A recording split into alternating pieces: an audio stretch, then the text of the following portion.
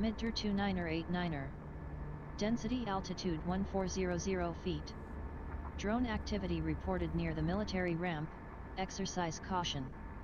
Advise on initial contact, you have information X-ray. Las Vegas Airport, information X-ray. 1456 Zulu. Arriving runways 26 left, 19er right. Departing runways 19er left, 26 right. Wind 200 at 5. Visibility 10. Sky conditions, few at 6,000 feet. Few at 15,000 feet.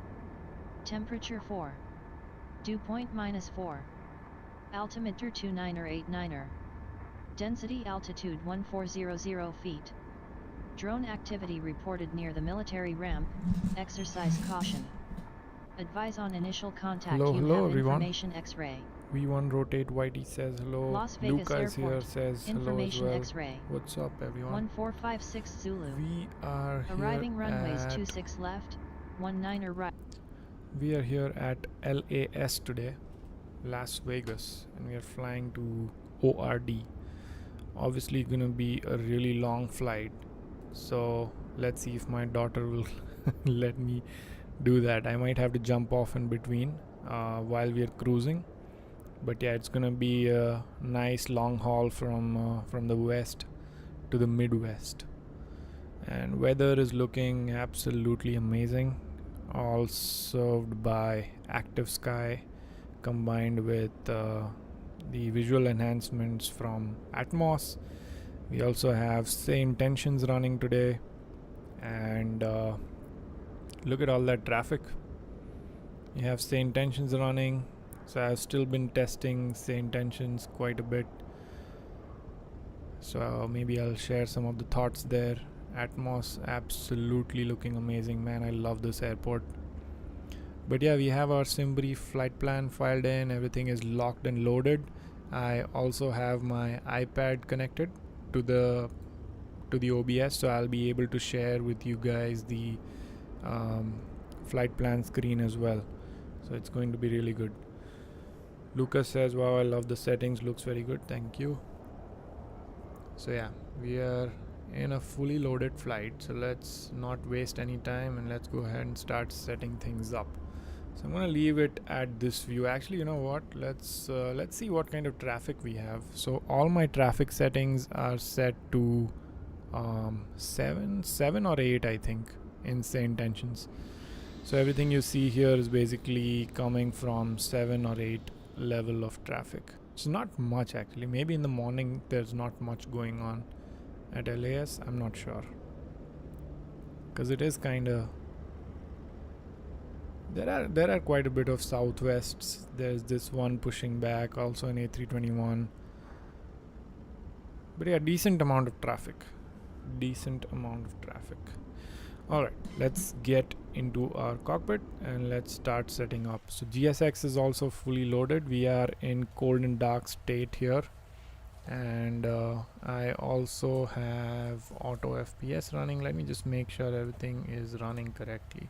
Yep, it is. Okay, let's start our tablet here. Let's go to import. Let's get our flight plan in. So we have some YouTube comments coming in. We have 15 minutes because it took me a while to kind of set things up, so we'll do a fast load, which is totally fine because it takes a while to load the A321 anyway. Okay, so let's get on here, start the airplane up. Battery 1 on, battery 2 on. I wish I could, actually I wish for this stream I would have also loaded in the checklist V2 by Say Intentions. I just haven't verified all that, so I don't want to mess around with it on stream. Okay, so we have external power connected. Let's just go through the overhead flows here. Just make sure everything is, first of all, correctly situated here. So throttle is all idle, flaps and speed brakes are in good position, the engine cut off, fuel switches are cut off, parking brakes are set. Okay, everything looks good. By the way, you will see some stutters, I think. while we are going from overhead to any other view. That's just Msfs. You will not see stutters normally, but when you're going from overhead to any other view, it's like this LOD culling thing where it removes everything from the cache, I think, and that's why you see those stutters. But yeah, that's just I'll leave the fuel pumps off for now because we haven't loaded the airplane. Let's get the overhead up. 3 seconds, APU can go to start, emergency lights to arm. Get these lights on so that when passengers come in, they're all locked in. Overhead is good apart from the fuel pumps. So you see that? It's huge stuttering that happens like right when you're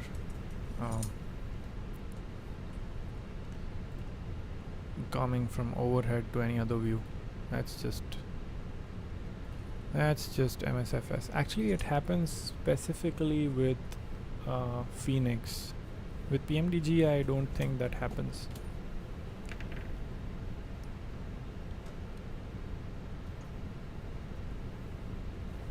Does your SI switch back to Asus quite a few automatically? Mine does this and it's getting quite... No, I haven't seen that happen, honestly. Yeah, I haven't seen my SI switch to...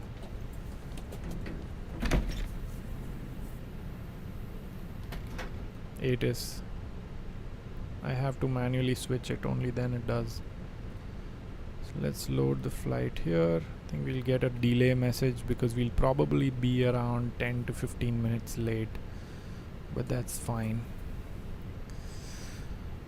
On here I am going to load airplane and we'll do it fast, 9 minutes, because it's gonna take us about that much time to set everything up, get clearance and things like that. So like I said again, I might have to jump off the stream for a bit in between, but I'll be back again. It's a long flight. Thought we'll do this nice long haul today. Okay, now it's time. I think let's hear the Asus. NS, view at 6,000 feet. View at 15,000 feet. Temperature 4. Dew point -4. Altimeter 29er. Density altitude 1400 feet. Drone activity reported near the military ramp. Exercise caution. Advise on initial contact. You have information X-ray. Las Vegas Airport, information X-ray. Okay, information X-ray and everything looks good. So let's get our clearance. You can see my iPad both on the camera and on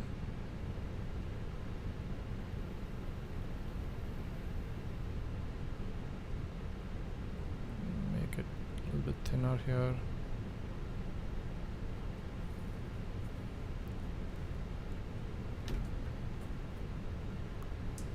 Vegas clearance, American 764.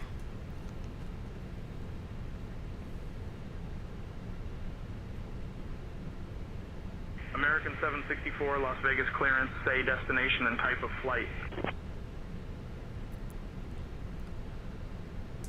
Las Vegas clearance, American 764 type A321 with information X-ray, requesting IFR to Chicago as filed.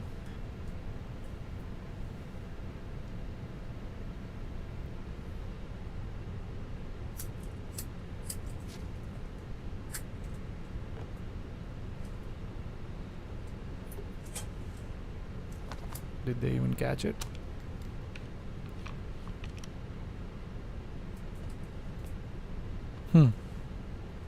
Don't think they caught it. Vegas clearance, American 764 with information X-ray, requesting IFR to ORD as filed. Clearance on request, stand by. Okay, now they caught it. This is what happens sometimes. I haven't seen this happen on Beyond though. It's just, I'm not 100% convinced on American 764, cleared to O'Hare via the NIS 4 departure, then as filed. Climb and maintain 6,000. Expect flight level 33010 minutes after departure. Departure on 119.775, squawk 1441. Expect runway 26 right. Okay, clear to O'Hare via the NIS 4 departure, then as filed. Climb and maintain 6,000. Expect flight level 33010 minutes after departure. Departure frequency is 119.775, squawk 1441, and we'll expect runway 26 right for departure for American 764. Someone's asking what level is your traffic on. Have you tried maxing this? Yes, I have. Read back correct. Ground is on 121.1. Safe flight, sir. Ground on 121.9, 121.1, American 764. Yes, I have tried maxing out the traffic. It's just too much traffic that I don't like. It's not that my PC won't be able to handle. American 764, you're on clearance frequency. Contact ground on 121.1 for taxi instructions. I got it. Yeah, so what I was saying is I just don't like having that much traffic, to be honest, which is why I just leave it on 7, because 7 is like good amount of traffic where you're not getting a lot of issues with like runway incursion and stuff. And this is also a very heavy airport, by the way, insanely heavy airport. So it's better to, like, since all of like everything is running, right?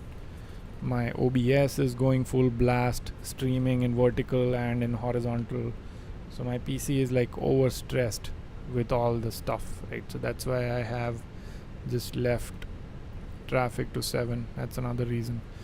So we had 330, so we're gonna put that in 330. Very long flight today. Our departure is going to be 26 right, and we're gonna do NIS 4, and then our hopefully you guys can see the iPad screen just fine there. I think you can. Is it updating? Hopefully it is updating on stream. Let me know if it's not. I'm just scrolling through the iPad screen, so if it's not, just let me know. So NIS, and then we are going to Hotel Oscar Charlie Echo Echo. So that's good. Departure is set, and in terms of arrival, we have already, I think we can plan for it, and then if they change on us, that's totally fine, because weather might change in these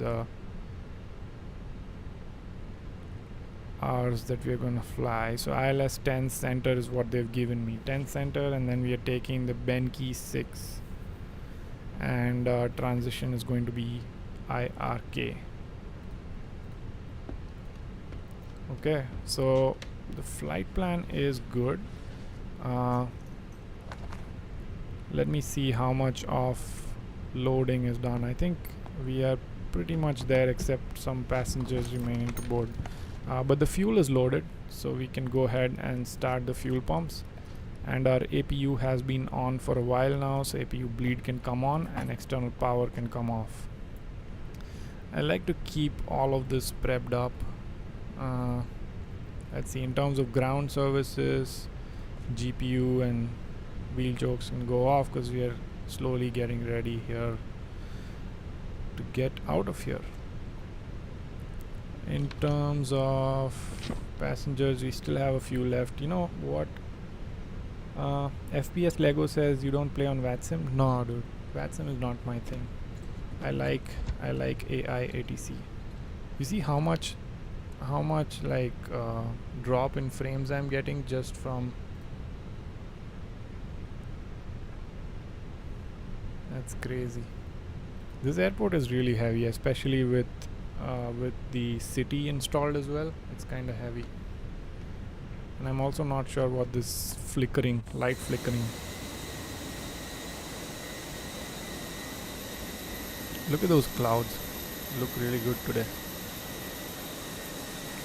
Yeah, I'm sure we won't see stutters when we are flying. It's just Luca is asking how much load are you carrying. I think we are,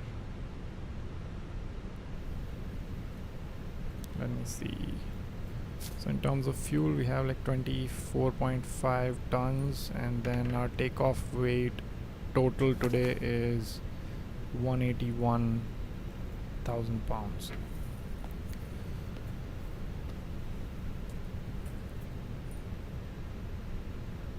I'm gonna pull up the chart here of the airport because we are slowly getting towards where we'll be asking for taxi instructions. And if I pull up my iPad on here, I still am not sure why the iPad just won't show up, because I feel like you guys are seeing a constant screen. Okay, there you go. Now we're good. So in terms of taxi instructions, we are going to be probably taking Charlie to Bravo 1. Darker is asking, do you use auto FPS? I am using it today, but I'm thinking like, is it even worth it? It's like one more program running in the background. I feel like I'm just gonna shut down auto FPS and just stick to a TLOD of 200, because the sim is running extremely heavy today with all the streaming and everything. So I'm gonna just stick to a TLOD of 200, and that should work better for me today. But yeah, usually like if I'm flying off stream or something, I do use auto FPS to get higher TLOD once I'm, away from the ground. Still some passengers left here, but meanwhile we can finish up some of these other things here. AOC menu. I hate having these messages unread. Okay, anything else?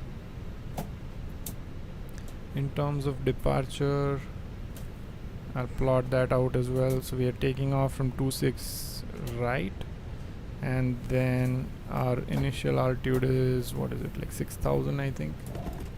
Yeah, 6,000. So by the time we hit cells, I think that's when we'll get our clearance to higher altitudes.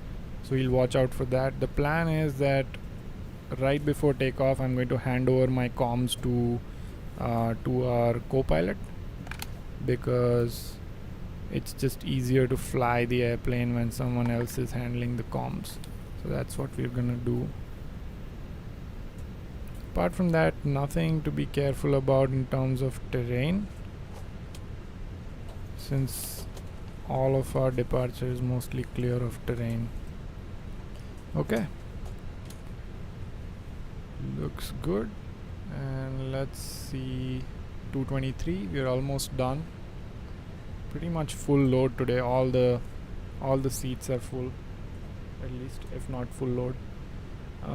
Francis says, hey, don't play in VR, have you? Oh, VR, yeah. Like I have flown on VR. I have my Meta Quest Pro, but I just don't like flying in VR that much. It's just, I feel like VR tech has a long way to go.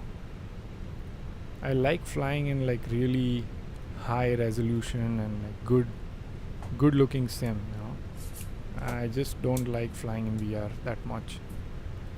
Okay, so we are done with our loading, and also our takeoff calculations are done. So once I accept this load sheet and then go to performance page here, we'll just review our V speeds, 161, 170, 170. We're going to go flaps 2 and a trim of up 0.5. Flexing to 42 degrees, so you're not using takeoff thrust. We have a pretty long runway. And then in terms of our initial altitude, I'm gonna set that to, with my Bravo quadrant, I'm gonna set that to 6,000 to start with, and then we'll see how we get our clearances further. Okay, and Another thing is we are using this nice little motor torque for pushback, so that's gonna be fun. So let's ask for our push and start clearance. Yeah, so Francis, good question on VR. I just didn't. People keep asking me about VR videos. I'm just so bad at VR tuning altogether. Anyway, let's ask for our pushback clearance. And actually, let me leave my iPad on so that you guys can see what clearance we get. Las Vegas ground, American 764, ready for push and start. And I also remembered that our squawk is going to be American 764, Las Vegas ground, push and start approved, tail northwest. Push and start approved, tail northwest for American 764. Alright, you're gonna see how this thing works now. So let's go ahead and call for push and start so that the jetway gets disconnected. These wing walkers will go ahead and take their positions, and Paulo is saying hi. Hey, what's up? Francis says GPUs are expensive more and more. I agree. GPU price is one thing, but then again, even with a 5090, like I have a 5090 and I would still not run VR. It's just not worth it. Like I don't like the I just don't like the loss in visuals that I have to take in order to run something at a lower resolution, actually, because when I'm using my Meta Quest, I'm not even able to get enough resolution. Like everything just looks weird. Even the colors are off because I fly on an OLED screen, so I'm used to having really nice colors and everything. So it's really annoying when I fly in VR, actually, because the quality is just not there. And maybe micro OLEDs and OLED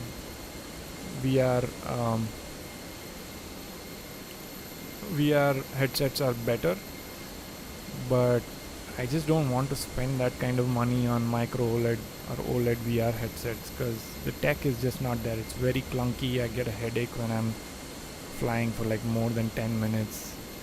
It's just a pain to fly in VR overall. And also another thing is you can't reliably record with VR.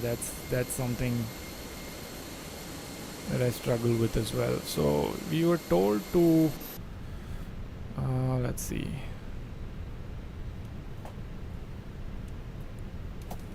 We were told to face northeast, so in this direction. Yes, they're gonna probably put us on the right turn, so I think that makes sense. Our nose will be towards the right and tail to the left. Yeah, that's what we are doing. Quite a bit of stuttering today when changing views, but I was expecting that just from the fact that we're running so many things together. I think the main thing that really hits us is streaming. Like streaming both vertical and horizontal in 4K and 2K, that's a big hitter on performance. Maybe I should try to do 2K on horizontal and 2K on vertical. I don't know. I'll see. What else we have? Craig says turn on beacon lights when oh yeah. I think I just remembered that. I got it. Thanks for the reminder though. Final approach POV says, how do you like 321? I love it, actually. I do love it. It's a significantly sluggish airplane compared to A320 or 319, and that's why I love it for these kind of long hauls. But I don't know how the landing will be because I always mess up landings on 321, and that's why I specifically wanted to fly the 321 today. Actually,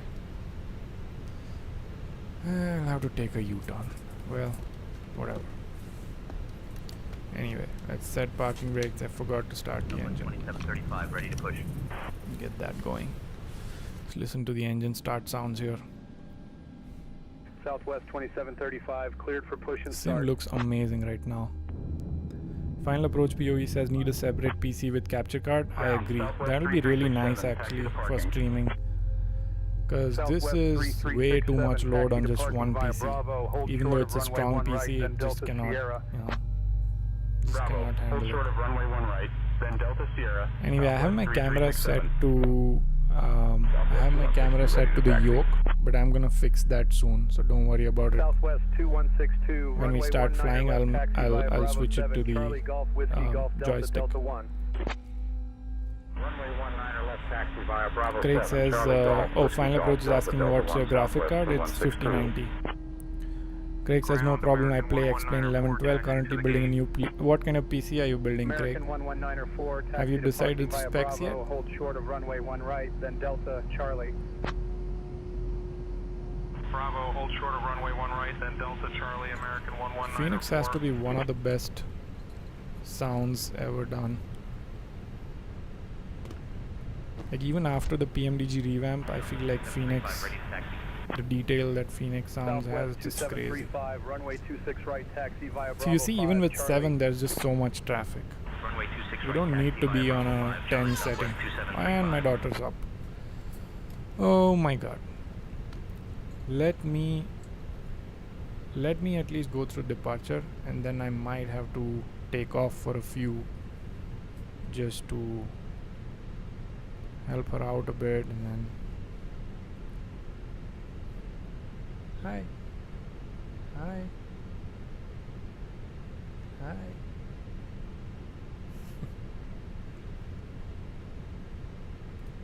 Okay, let me pull up. Okay, we know these. I think it's gonna be 43 Charlie Bravo 1. Las Vegas ground, American 764 requesting taxi. Final approach POV says children come first. Yep. 100%. So engine 2 is on as well. Okay, Quebec, Charlie 1, and then Charlie. Okay, got it. Runway 26 right, taxi via Quebec, Charlie 1 and Charlie for American 764. Okay. So let's get our airplane situated. We're going flaps 2, that's set, and trim is going to be up 0.5. Well, she woke up, but she's not crying, so we're good, I think. She's just looking Big at Stripe me. 654, runway Like, what are 26 you right, doing? taxi via Charlie 1, Quebec, Romeo, Clicking Charlie. buttons on here. Runway 26 right, taxi via Charlie 1, Quebec, Romeo, Charlie, Big Stripe 654. You probably hear her. 1290, ready to taxi. Delta 1290, runway 26 right, taxi via Charlie. Alright, Runway 26 right, let's via Charlie, Delta 1290. get going, I think. Should taxi at idle just fine. Joshi is asking, how much have you spent on scenery in MF? I don't know, dude. I think I might have spent maybe around, like on all the add-ons, I might have spent maybe around like $1,000 or something, probably. I don't know. It's a very rough number. I really don't know. Short of runway 8 left, then Bravo, Bravo 5, Charlie. Alright, let me switch to my track IR as well, because it will be nice to have track IR when we are actually flying and taxiing. Ground Spirit Wings 1545, taxi to the ramp. Spirit Wings 1545. Bravo, hold short of runway 1 right, then Delta Charlie, Spirit Wings 1545. Alright, there we go. So we have track IR now, so that will feel a lot better. And one more thing I might have to change in track IR is the button that I need to use for. Okay, there you go. So that's good. So that I can easily reset my views. Okay, so we'll go straight here.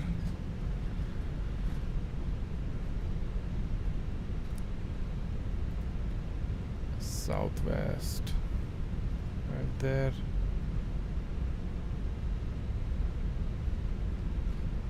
Yeah, I don't know, maybe like 1,000 something.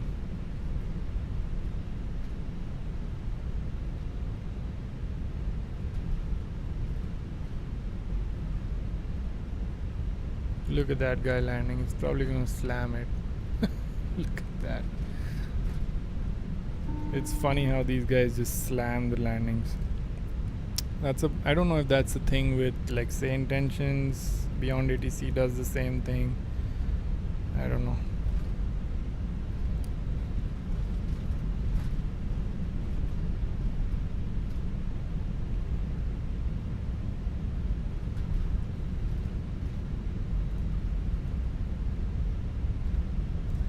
Craig says use front taxi light when taxiing to the runway.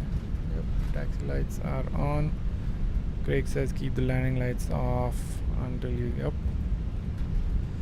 Josh is asking, I'm asking because I want to buy some scenery. I don't like default. It depends on where you're flying actually. I have a lot of American sceneries just because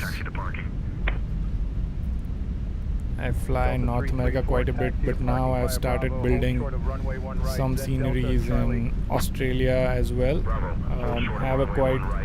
Have quite a bit of New Zealand airports. Man, look at the sim. It looks so good. By the way, I haven't even touched my throttle and we're already at 20 knots. These engines are powerful. Thank you guys here for making her cuckoo sounds. Look at the sim, man. I'm seriously very satisfied with how the sim looks right now. Big Stripe 408, taxi to parking via Alpha 6, Alpha Delta, Delta 3, hold short of runway 1 right, then Echo 3, hold short of runway 1 left, then Hotel 3, hold short of runway 8 left, then Hotel... Alpha 6, Alpha. Someone is asking, is SI managing traffic on the ground? Yes, SI is managing traffic on the ground. And EH Gamer is asking, are you from Germany? No, I'm from India, but I live in American 764, contact tower on 118.75, bye-bye. Tower on 118.75 for American 764. Thank you. American 86. Okay, we're on tower. Craig says you're a great dad. Yeah, it's been fun being a dad. It is a lot of fun.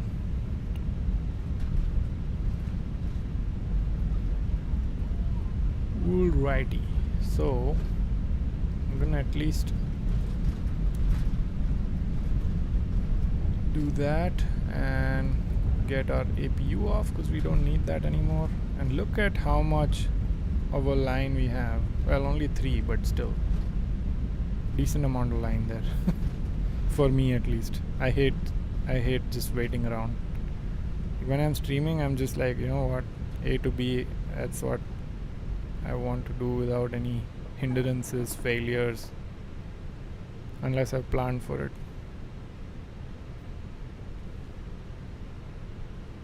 What made you think that I'm from Germany? I have a very thick Indian accent.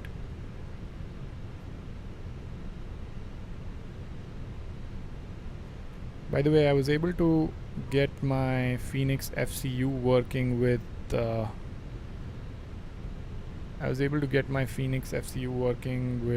Bravo throttle quadrant.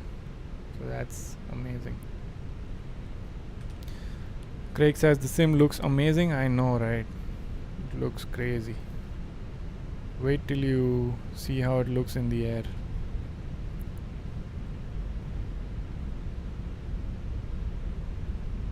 Just wait till you see how it looks once we depart. It's absolutely nuts, especially with reshade and Atmos together. It's crazy. Alright, I think it's time that we switch to live cam on the horizontal stream as well, and I'm gonna put my camera down to the stick here so that you guys can see what's going on with the stick.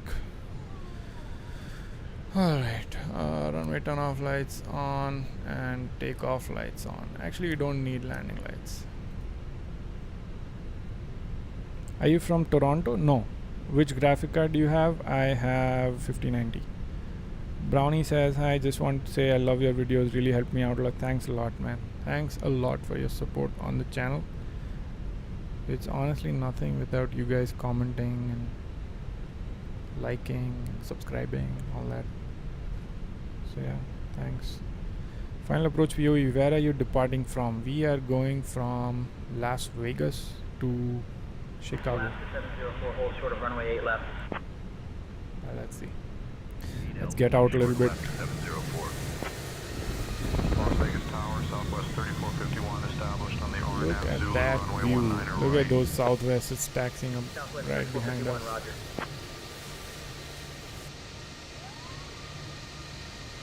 Looks amazing.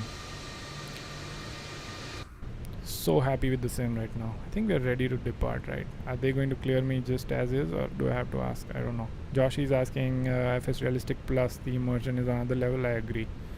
How do you get so many FPS on the Phoenix? I lag. Oh, that's just brute force, man. It's just the card. Right, citation 5, Lima uniform. 5090 and 9950 X3D.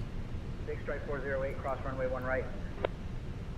Copy 1 right, big strike 408. Frontier flight 2575, cross runway 1 right. I'm waiting for a gap. 1 right, Frontier flight 2575. Alaska 704, cross Are you runway getting 8 left. hungry now? Yep, I hear you. Las Vegas ground, American 764 ready to go at 26 right.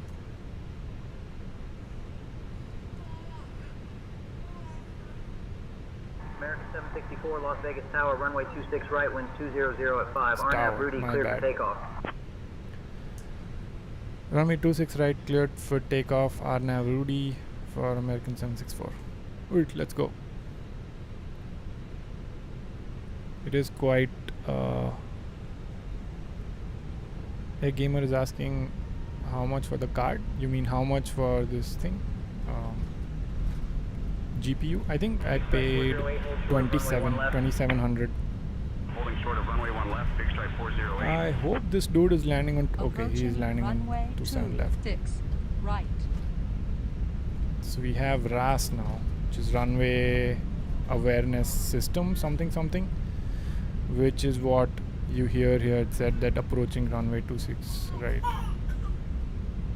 Alright, RNAV to Rudy, so we're good. Yeah, let's go ahead and get going.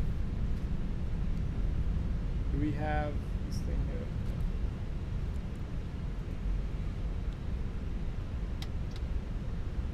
here? Right, Manflex SRS runway. It's gonna Air take a Canada little bit. 1271, winds 150 Spool at up. 7, runway 19 right, cleared to land. Clear to land, 19 right, Air Canada There 1271. you go. Right about 408, hold short of runway 1 left. time. I 1 think hour, I'll have holding to short, feed big my strike daughter 408. maybe as soon as we hit our cruising altitude, I think. Let's see if we stutter at this airport. The airport is extremely heavy. 100 knots.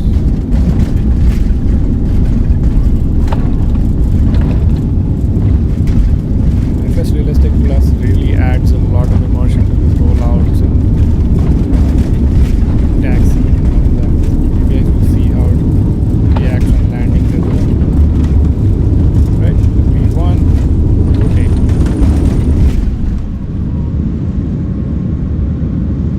Look at that nice G-force effect on the camera as well. Love what they've done with FSR. Positive rate. I think gear up a little bit late on that.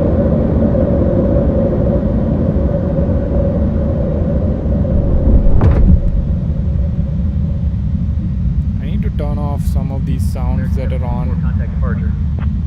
Should have done that before.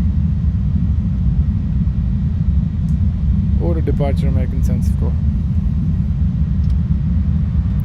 Take over the comms, please. Contact departure.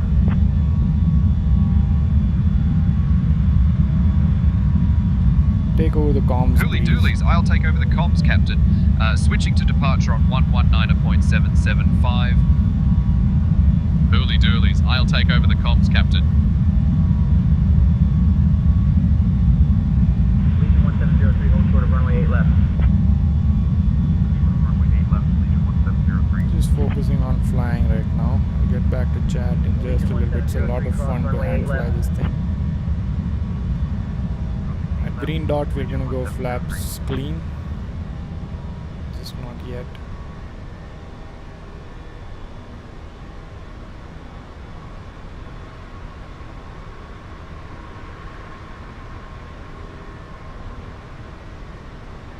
Yeah, this head shake is really messing with me. I'm gonna have to turn the autopilot on because for some reason the FSR Plus profile has totally changed on me and I don't like that. I thought I had it squared away and I didn't have to mess with it again, but something is messed up. So if I reset, maybe that'll do it, because I had a minimum profile. God damn it. God damn it, Roy.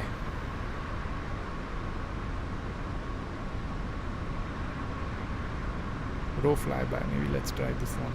It's our good friend. God damn it, that also has a lot of effects on. Oh man, I don't like this. I don't like this. Craig says the sound is sick. You like that? Okay, I mean I can leave it on. I don't like the... let me just turn off this, I guess. Let me just turn off this, and then this, and then there's everything else.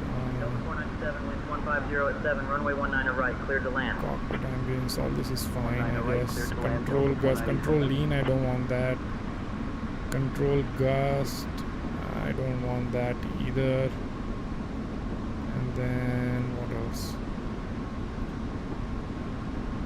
Yeah, I think that's it. Maybe I can turn this to 5 and turn this one to 5 and 5 as well, because I hate having that as well. Dang it, I should have figured this out before. I thought I had a default profile which just worked fine, and now I don't. Anyway, above green dot clean, and spoilers are good. 6,000. Do we have clearance? We do not.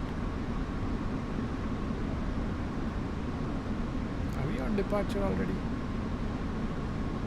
No, we're not. Can you contact departure, please? Copilot is not doing the job right. Hooly doolies, I'll switch us over to departure now. American 764, radar contact 5 southwest of Henderson Executive Airport at 6,000 feet. Las Vegas altimeter 2985, climb via the SID. American 764 climbing 6,000 with you. Las Vegas altimeter 2985, climb The by co-pilot's SID, really American 764. Oh my god.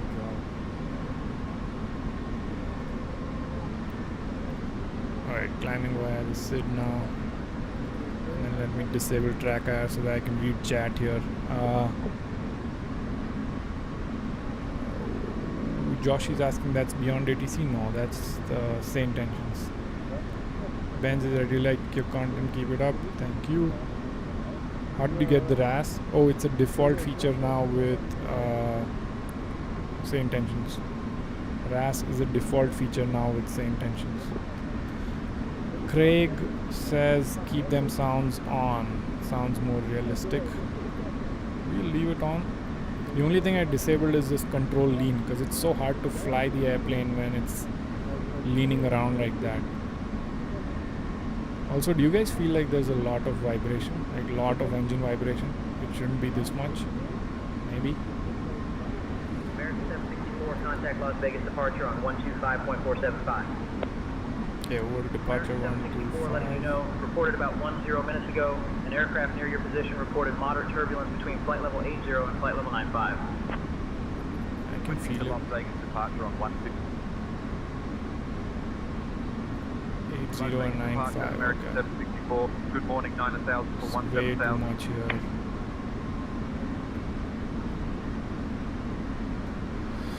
Something is going on. For Las Vegas departure, climb and maintain 17000.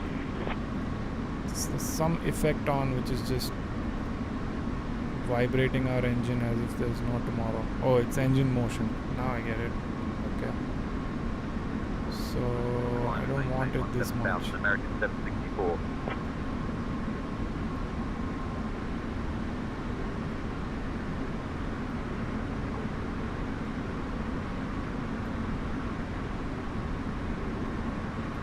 I'm gonna turn this off. I don't like that. Engine blast is fine, I guess. Cockpit ambience is engine off only, so that's fine. Pilot stress is fine, whatever. Light burns is also fine. Intensity was way too much. Screensaver effect is actually really nice. I'll show you guys. And then what else? I think we did, this one's not needed. There's already deferred sounds for that. Stall buffeting is good, fine. Reverse thrust, I guess, sure, give it to me. Ground effect sound, that's something we don't need, that's very weird to have a loud ground effect sound. Flap stress and drag, don't need that. So I've kept all the important sounds on, but removed everything that's just weird. Alright, above 10,000. Lights off. Seatbelt signs already on auto, and our cockpit is clean. Okay, what clearance do we have here? 17. Yeah, 17 is the last altitude that we have on my charts. If I can show you guys here.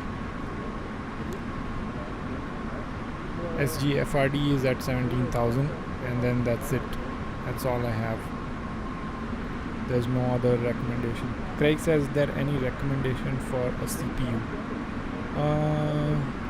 Depends on what budget you have, but I would say 9800 X3D is a pretty good ground right now. It's like a sweet spot right now. 9950 you'll be paying a little bit more for. I don't know if you'll get more performance than 9800 or not, but you'll get most of what you need from your 9800. Or if you want a cheaper one, the 78, 79 CPUs are also really nice. So you can maybe get one of those as well. What Daniel's asking, what are your reshade settings? So I have my reshade settings documented here on this video. I'm just gonna post it on chat. That video has links to my reshade and my Atmos settings. Craig says, thanks, I was going to get the 7800 X3D. Yeah, I can vouch for 7800 X3D because that's the one I came from. I had a 7800 X3D before this one. So yeah, definitely a really good card. Okay, what is it? Flight level 330. Let's put that in. 330 in.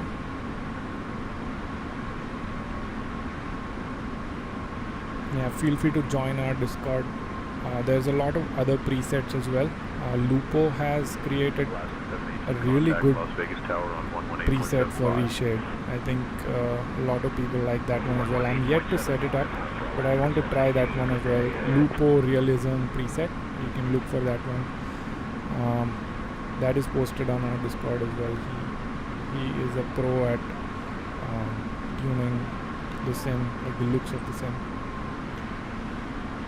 Daniel's asking, do they work good at night as well? Yes, I do not change my reshade preset at night. It works just fine at night. Yeah.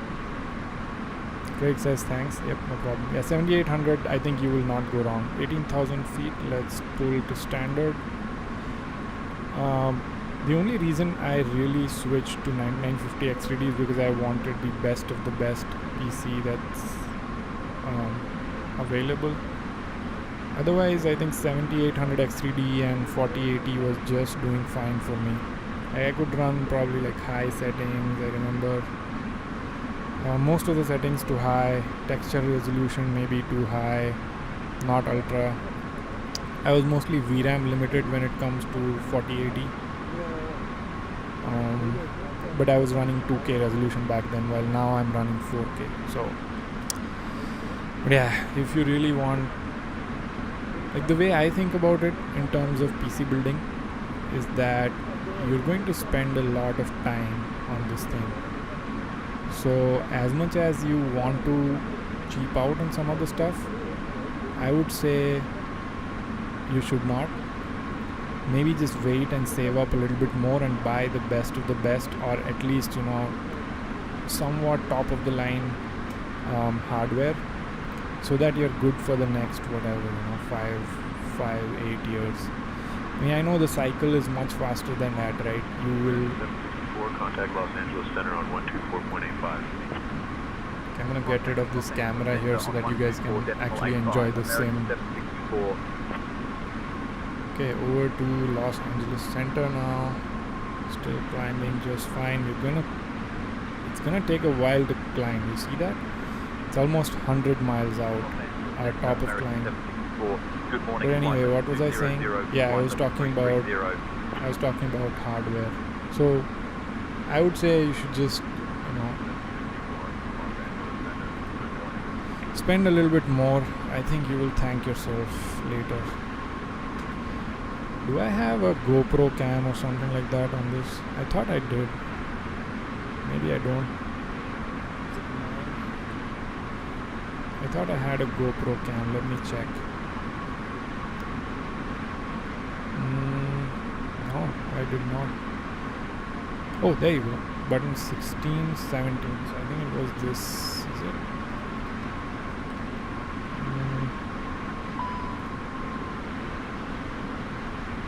How is the parking brake on?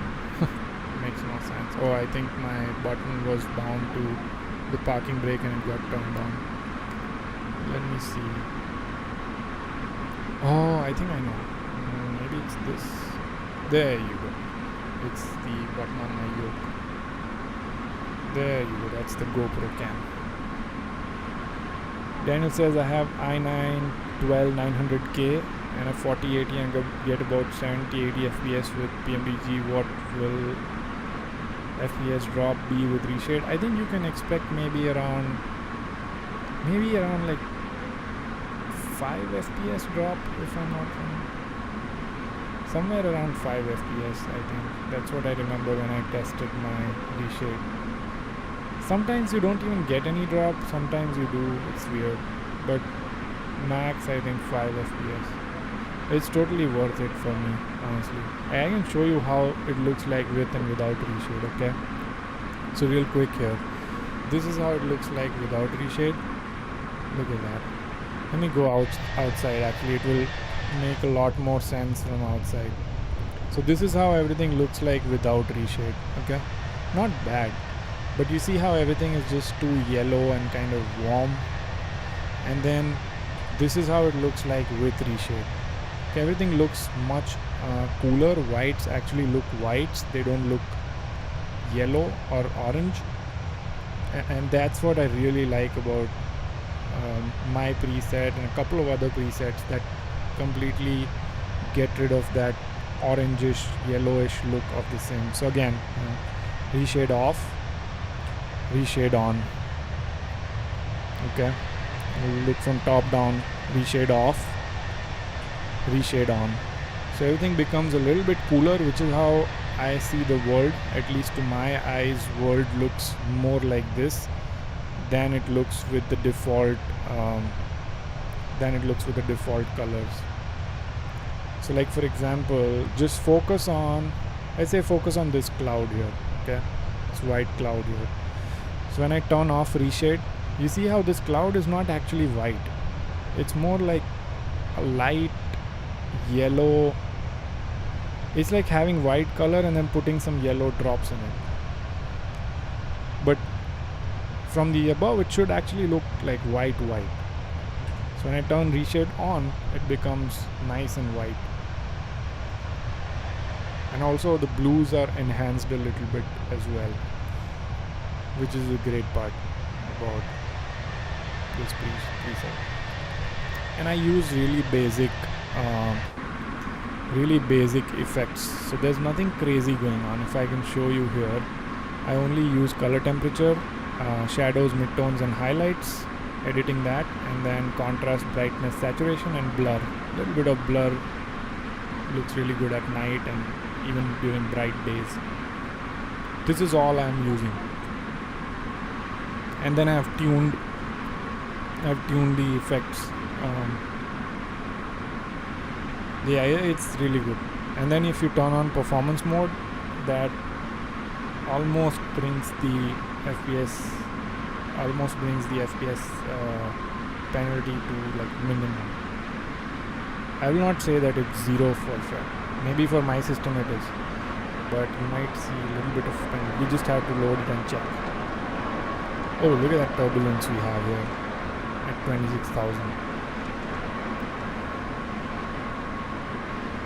I hope I'm running Active Sky. I think I am, because I have this bug in Msfs where my TAT goes to like 33C. It just gets fixed to 33C, which is not nice.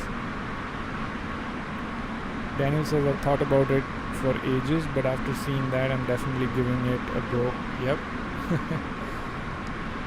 Yeah, I've had that a lot when people look at my videos and they're like, damn dude, like how do you make this thing look like that? No, it's just reshade, man. Just reshade. I'm not sure why a lot of people don't use it. Like a lot of really big YouTubers just, like I watch their videos and I'm like, dude, like just some of them don't even have this handlebar add-on. I'm like, man, you have 50k plus subscribers. Why can't you install this one single file that's going to fix this white shit that's coming on your screen every time you pan or every time you bring your mouse up? It's just insane.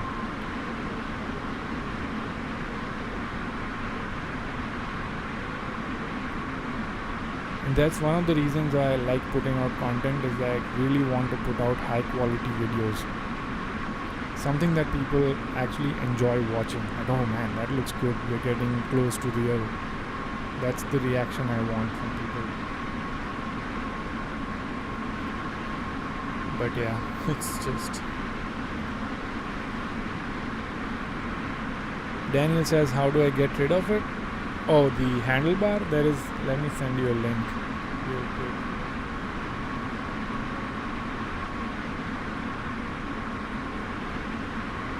I'm gonna share a link. Everyone needs to fix this. Okay? Don't run with this handlebar.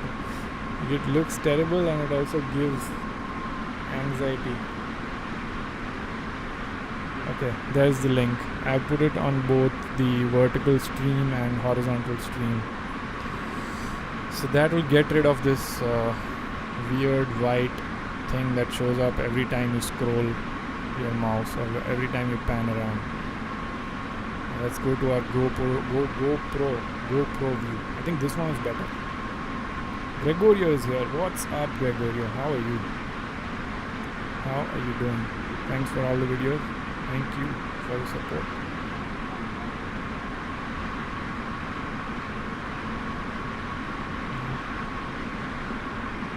You guys really made this channel big, and it has nothing to do with me, I'm telling you. I'm just putting out something and you guys are supporting it. Daniel says, thanks bro, you've helped me out. Thank you. I am glad. And look at this view. Holy. Can you tell that this is sim? Like, I 100% feel like this looks real. I can screenshot this. So this is my first GoPro view. I really like this one, but this is more of like a flat GoPro view. This is the second one, which looks more cinematic, I would say, more GoPro-ish. And this is the third one, which is again just flat, but from co-pilot side. I feel like this one is my favorite. This one is the best one out of all three. Am I running? Yeah.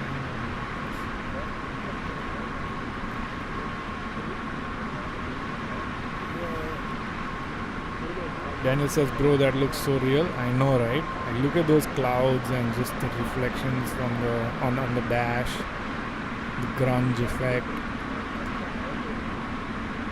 Yeah, that looks fucking real.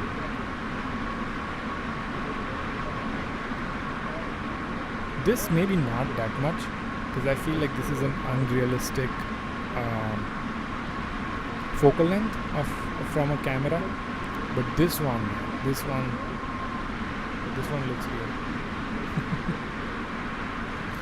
Oh man, we live in good times, huh? We live in good times. By the way, my daughter just slept. She made some sounds, looked at me, smiled, and then just slept again. So we're gonna keep flying. Hopefully she doesn't wake up right on landing.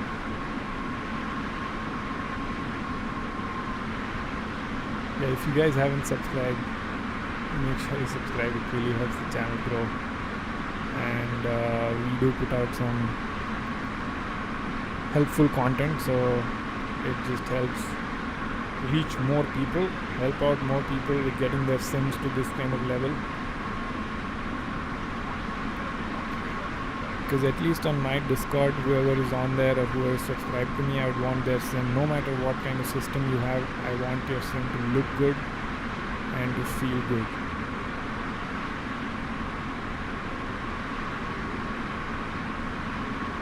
It needs to feel better and look as good as it can.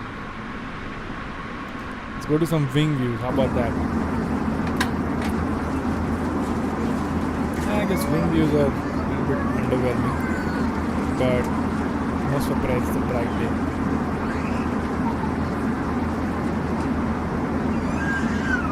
Look at that turbulence there. Like the wing flex going on.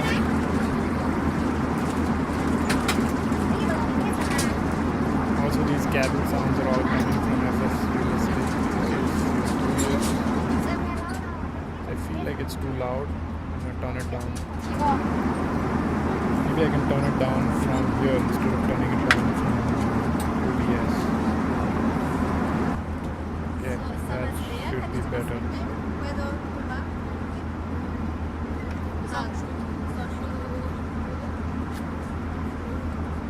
Let's check out some other views maybe. That one looks good. That one looks good as well. Actually, I really like these front engine views.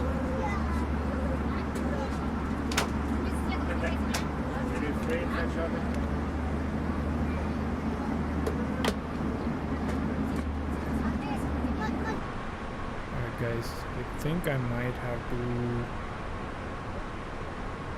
Oh, she's still sleeping. She's still sleeping. So throw every question you have right now, because I might have to leave once she wakes up. Let me see if I can throw a text on here. Let's see, add, and then text GDI, that's good, and then I'm gonna say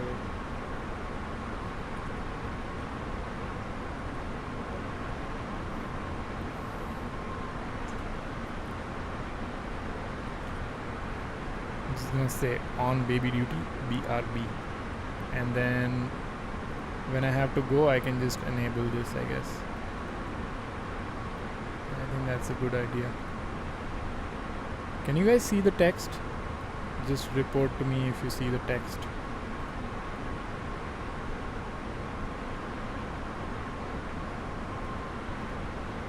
Report back to me if you see the text. Not on the vertical stream, I'm putting it up on vertical as well now. There you go.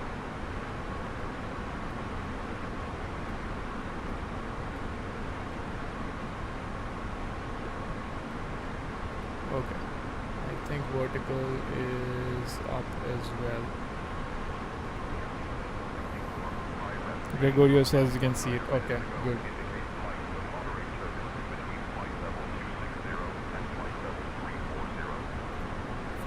can hide it, and then later when I'm going off. So we got a PyRep that about 19 minutes ago indicates flight level a light to moderate turbulence between flight level 260 to flight level 340. So we are right in that zone. It was about 19 minutes ago. I mean, we are seeing some mild turbulence, but it hasn't gotten worse. Agent says hi. Hey, what's up?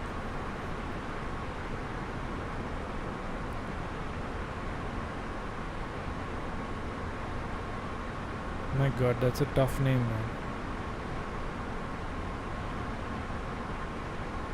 Regenezevedo. Hopefully I didn't butcher it.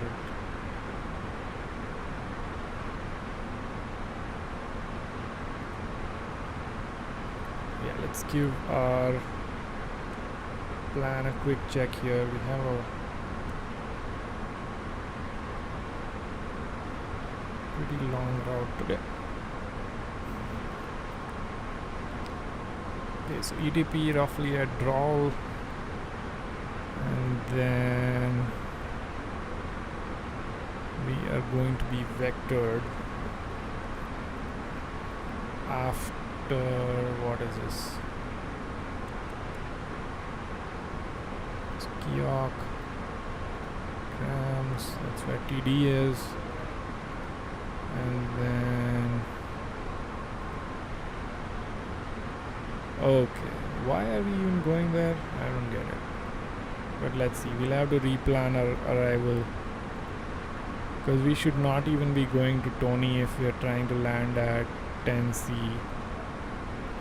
But let's see, they're going to give us a clearance. Once we get closer to TD. But just good to know that right now the way it is, it's okay just for calculating our TD and starting the descent and all that, which I guess we'll get clearance for that anyway, but still it's okay to just predict our TD, but we may have to correct it later.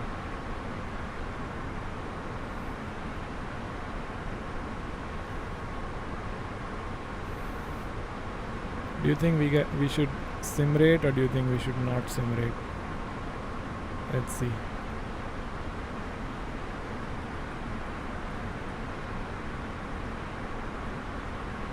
I can just start a poll here.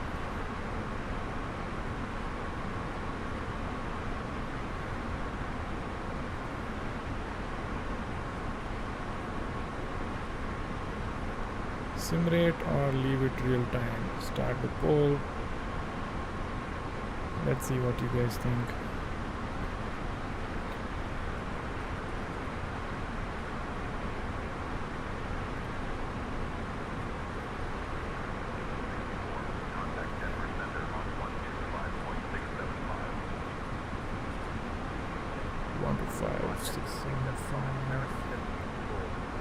Leave it real time. Okay. I'm seeing a few leave it real times so far. We can also do these really nice like cinematic views if you want to leave it real time. This is what I'm gonna do, because it looks really good when you have these cinematics going. And there's also the screensaver, so we can maybe switch between screensaver and these cinematic views.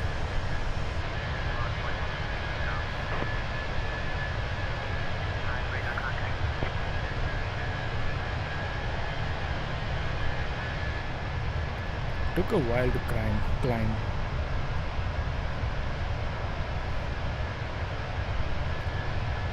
Okay, so just got done with our departure now at OC.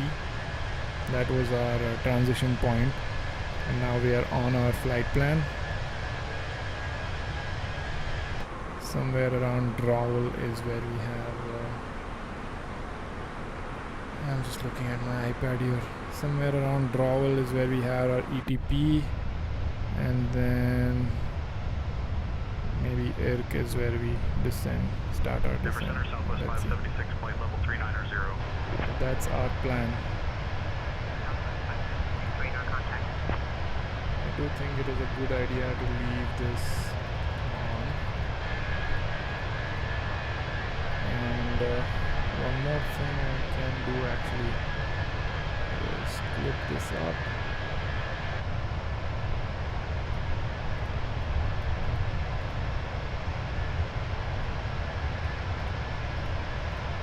By the way, do you guys have any TV series recommendations?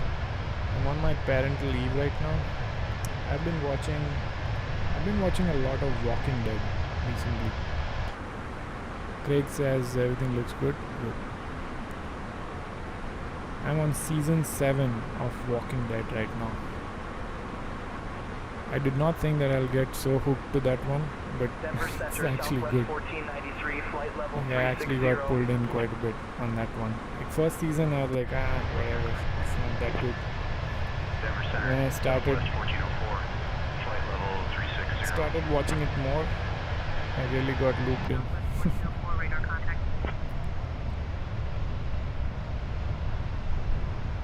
I've left the flight plan on just so that if someone joins in between, they know how far we are from the destination. 81, flight level 350.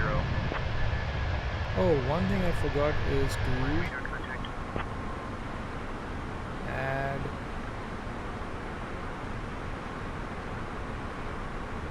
add a window capture source to this thing, to my stream,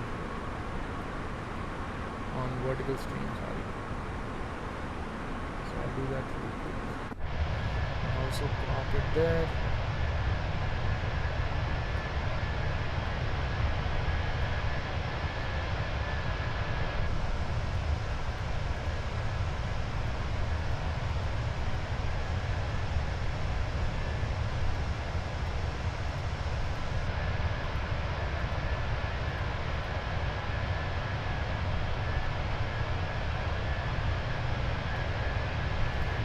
Alright, good to go.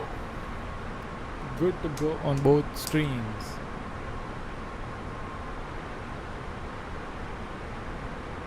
Now the only thing that has to go right on this flight is the landing. Let's see how that goes.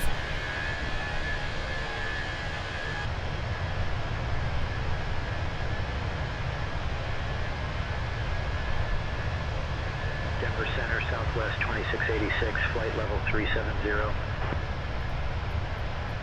Southwest 2686, radar contact.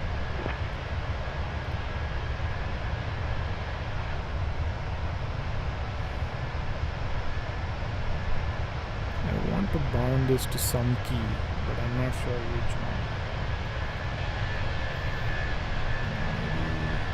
Maybe I can do this one. Oh no, that's not it.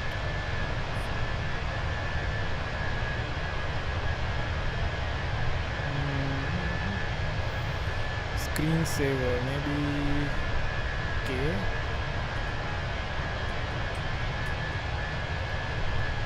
It's not working. What the heck?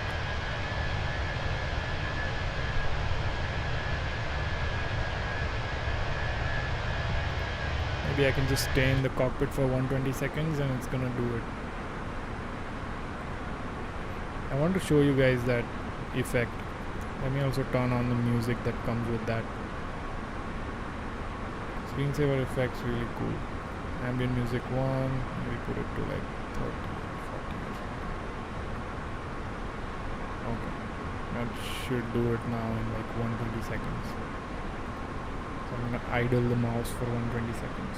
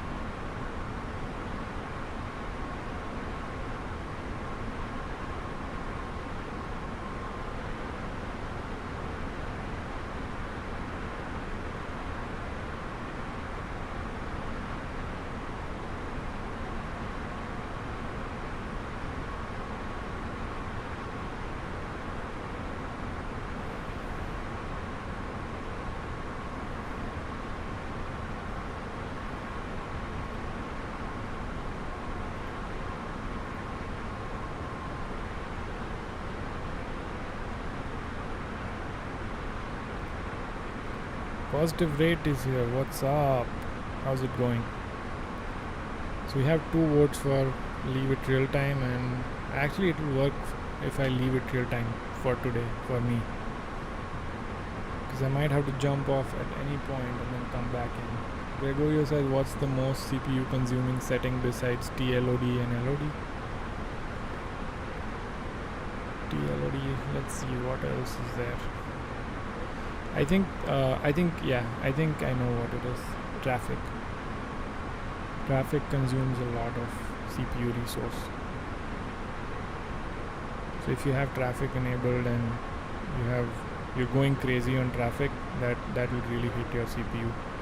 It also hits GPU, but it hits CPU because it has to like calculate the position and stuff like that.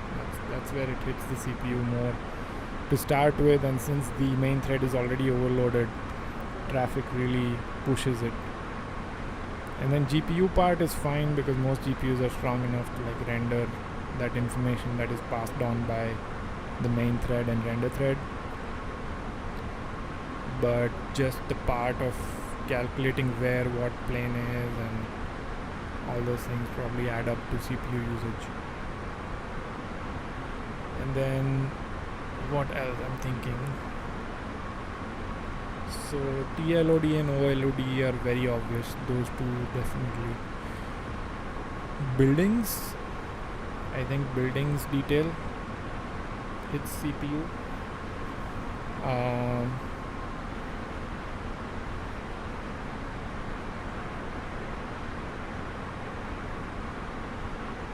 Gregorio says I get graphic queue limited when I zoom in on stuff.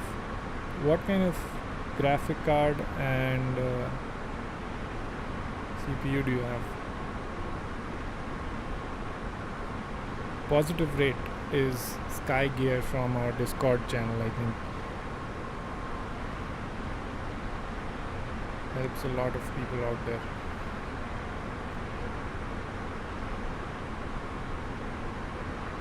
If your GPU queue limited, that means the render thread has already passed on the information to render some frames, but flight level 340. GPU is not able to catch up with all those frames that are in the queue. 5080, and so for your 5080, are you 7900 XTD is I guess pretty good.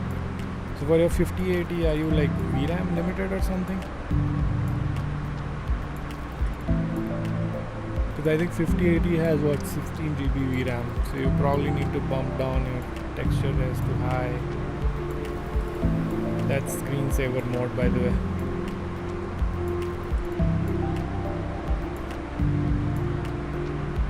I think it's really cool.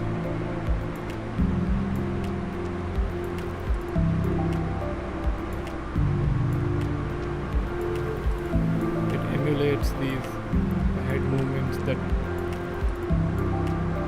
naturally these pilots would have. Man, I did not realize how long this flight is. So we'll keep switching between this screensaver mode and cinematic mode from chase plane, because that's also really nice.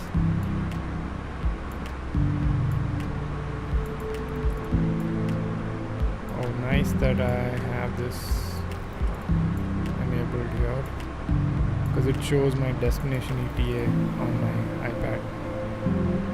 So maybe I can scroll it in a way that it shows.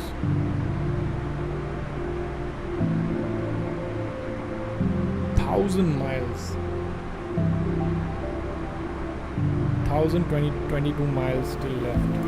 Guys, that's a long ass flight. Gregorio is asking thanks. What traffic models do you use? I use FSLTL, but without any downscaling on the textures, because I don't need to do it.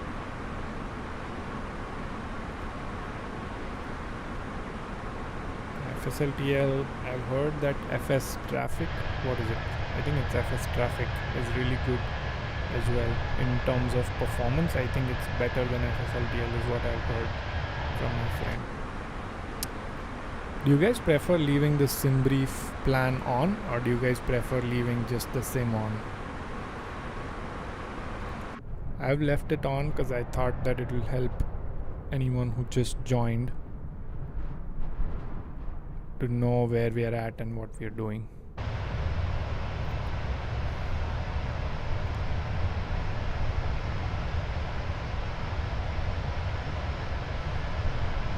Oh, man, I did not sleep well last night. I was still recording this V-Sync video. So I was recording the V-Sync and G-Sync video, which will come out on Saturday morning. And then I was just recording a bunch of landing shots. So one of them was uploaded today. I'm thinking I can upload landing shot at least every other day is my plan, because I feel like a lot of people who found my channel, I actually found it through some or the other landing shot, and then most of them found it through these performance videos. But I really want to get into like a lot of people who recently joined don't know that this channel was actually, the foundation of this channel was built off of Just Flight PA-28 series. Good morning at flight level 330. So I used to, like, if you scroll back like really old videos of mine, I've made this PA-28 Aero 3 series where I go into the details of like every system of that airplane, and yeah, that was really fun. So that's where the channel started actually, and then I got more and more interested in like just having better performance, and then that's where the performance videos came in, settings videos came in. I still want to keep doing those general aviation A2A Comanche videos, and maybe I've been itching to fly the Turbine Duke, because I have the Turbine Duke, but I've just never really took the effort to learn all the details about it. So that's one video that's coming up as well, like a nice edited full flight of Turbine Duke, a cinematic full flight. And then I had also started uploading these private pilot series videos where I was going through each and every maneuver that I learned in real life while I was getting my private pilot license. So that series is incomplete. That's coming up. So a lot of things are on my mind. I just don't have enough time to keep cranking content on a daily basis, but it'll happen. My goal is to have at least 2 or 3 videos per week, and then 2 or 3 shorts per week, because I don't want to overload people with too many videos. I feel like that's also not the best. I did it this week and last week because I felt like those topics were all combined together and they went really well together, which is why I did it for these last couple of weeks. But I think now I'll slow down a little bit to these full flight videos and private pilot related videos. There is still some settings related stuff which is left to do, which I'll keep doing in the background every now and then, maybe like once a week or something. But apart from that, everything will be mostly like flying content.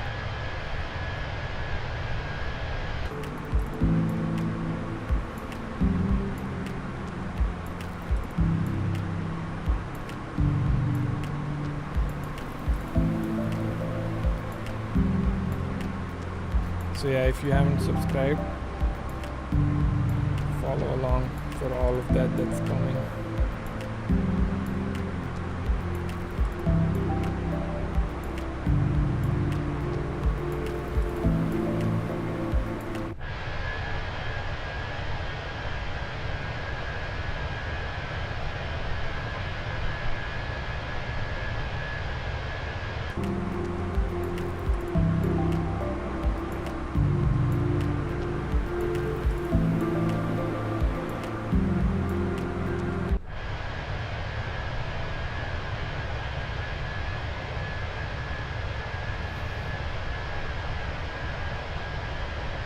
Kiki says hi. Hey, what's up?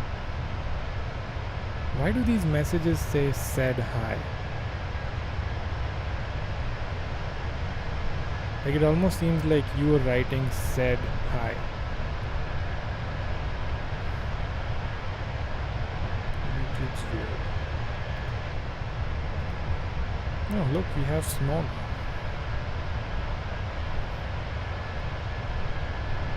I wonder if we will have snow in Chicago as well. How about we check weather at Chicago again? Let's see. Departure, arrival, weather. Vadimeter is 0706 knots, 10 plus statute mile visibility, few at 2000, few at 17, broken at 25, damn, kinda cloudy. 12 degrees minus 8, so not anti-ice weather. 2964. Okay. By the way, do you know what this T0011 is? It's like a more detailed version of your temperature and dew point. So what it means is temperature is 11.7 and 11, so that's 1.7. And then dew point is, that's kind of weird. Oh yeah. So it's minus 7.8, I think. That's how you read it. I forgot. But at least this part is like first decimal place temperature.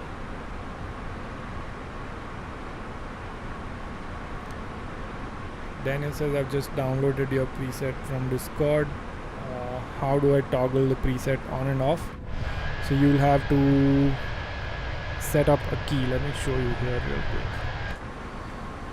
So you need to go to settings and you need to set up a key for effect toggle right here. I have set it up to page up, so when I click page up it's going to toggle the effects on and off. And then I have the overlay key set to home. So when I press home on my keyboard, that brings up this overlay.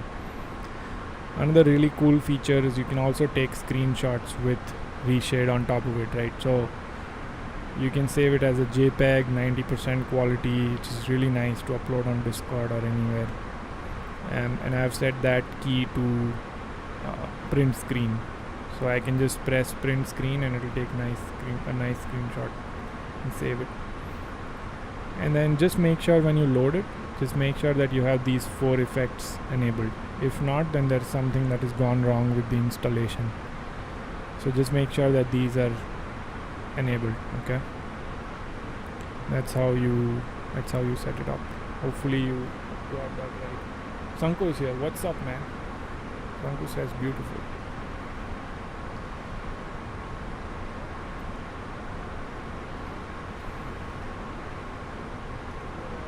That's still my favorite view, man. Whoever made this view, amazing. Love this view. I think there were a few more GoPro views if I'm not wrong here. Let's check out some views while my daughter is still sleeping. So there's one internal mounted. Okay, so this one is this dash. I already have that. How do I say Go Pro? Let's see what shows up. This one is a passenger view. This one is just a cabin view.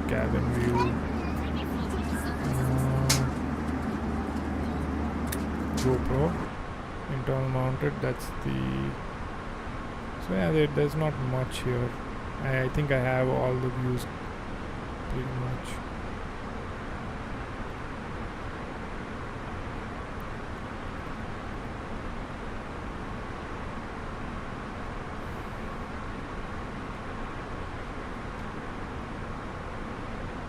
Lakshmi is asking what is your rolling cache size. My rolling cache size is 150 GB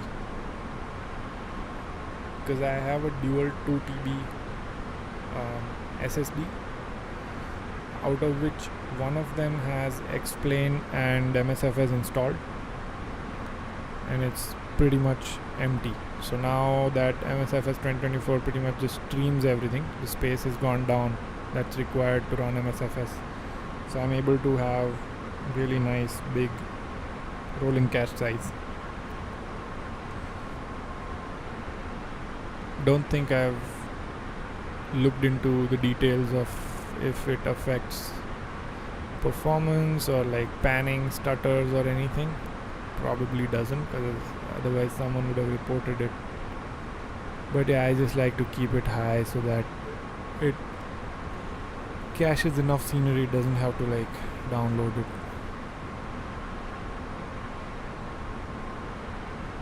Sanku's saying Phoenix promised that they will release Neos before 26. Seems like they're cooking something big now.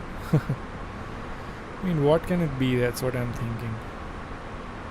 I don't think they have the history of hiding. Like, they're pretty vocal about what they work on. I don't know. Never know. Amir is an interesting guy.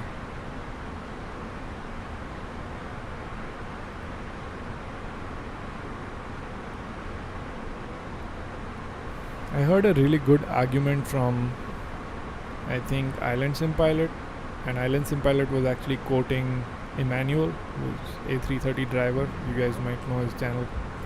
That if Phoenix would have charged for the 2024 update, they would have been able to get more resources and push the Neos quicker.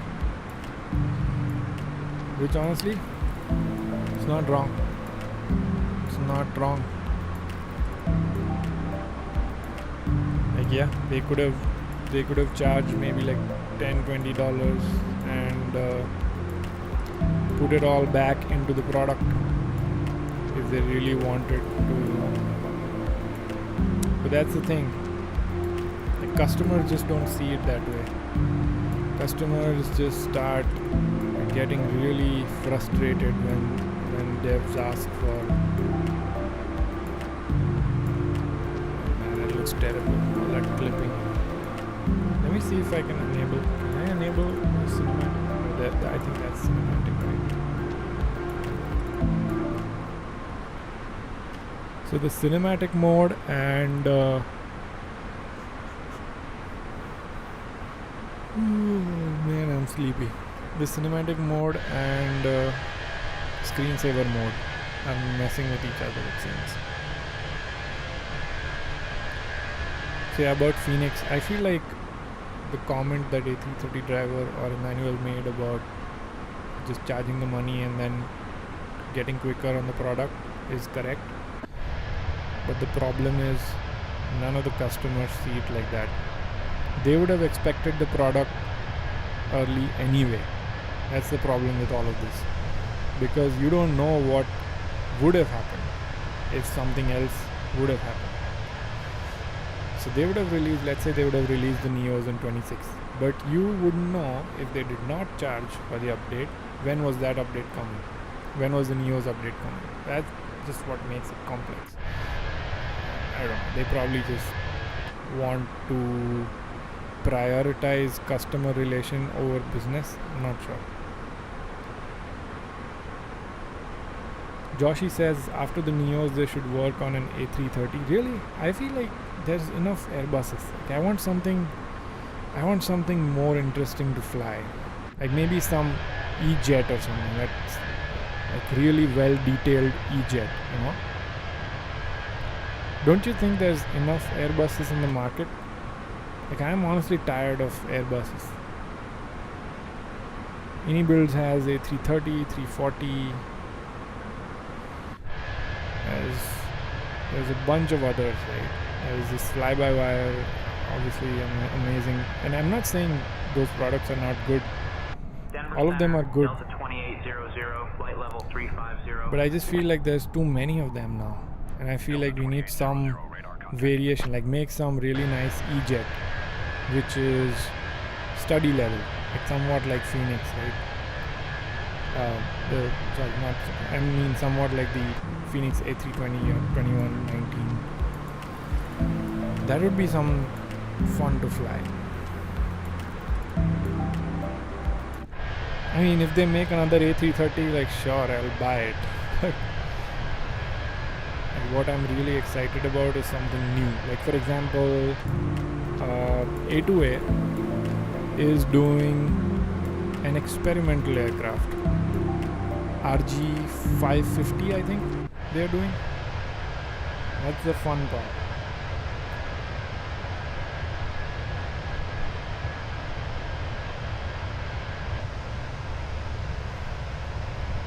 I think it was RG5. Let me open up Discord real quick. I think it was RG550 if I'm not wrong.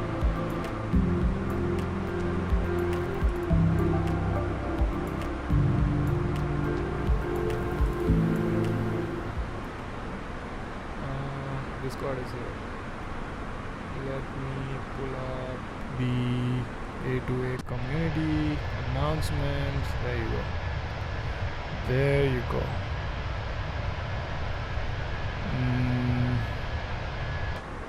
That's the one.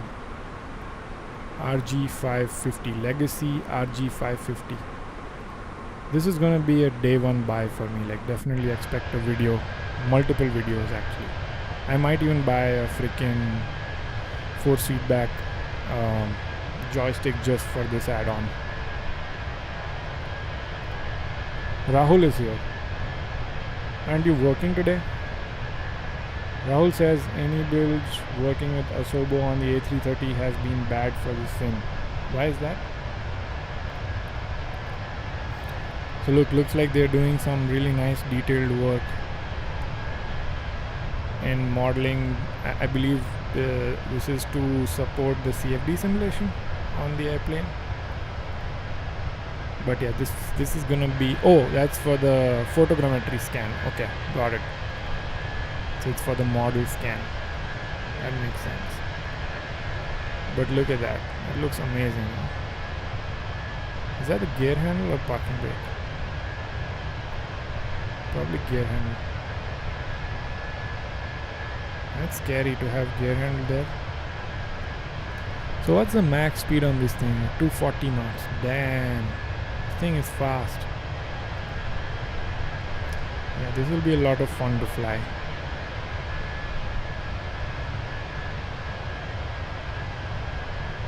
Attention Xbox users, Microsoft. Is there a dislike button on this? I'm just joking.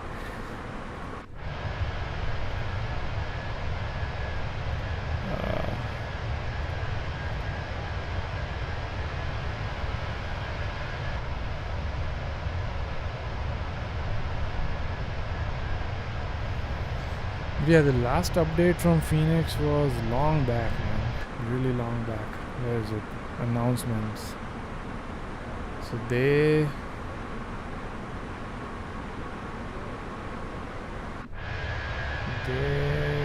have some small updates that happened, but nothing crazy. Yeah, haven't heard about the Neos in a while. Maybe they'll just drop it someday. Surprise drop. On 135.4, American 764. So what are we at right now? Near KA42W. I think still quite far from EDP. Good morning. Okay guys, I need to get on with my baby duty. Enjoy the views. I'm gonna leave the cinematic views on because that's a lot more fun to watch than just pilot moving their head around. So let me turn on the text on here and on here. And I'll leave this.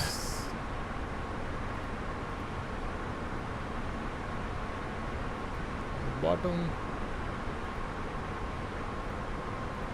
And I'll be right back. I still can see your chat. So let me respond to a couple of them before I leave.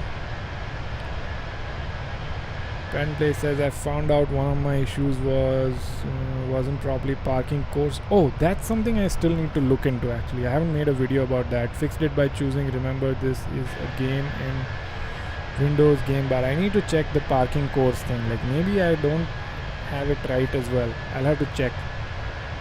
I'm not locked at 40 yet, but it helped. Okay, I'll check on that. Yeah, thanks for bringing that up. I haven't checked the parking course thing in a while. I've heard that that's a big one for 9950 because of the cash course that you have. Sanku says good luck. Yep, I'll be back. Moise is here. Give it up for Moise. What's up, man? How's it going? Alright, be right back, okay? I can still see your chat, so you can ask your questions and I'll keep coming back and responding to them. But yeah, need to go.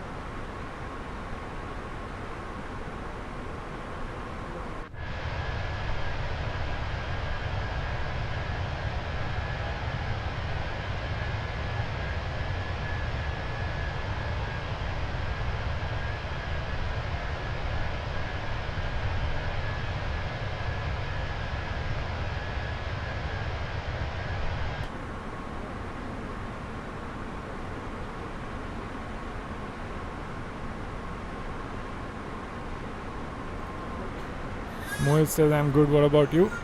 You probably hear it.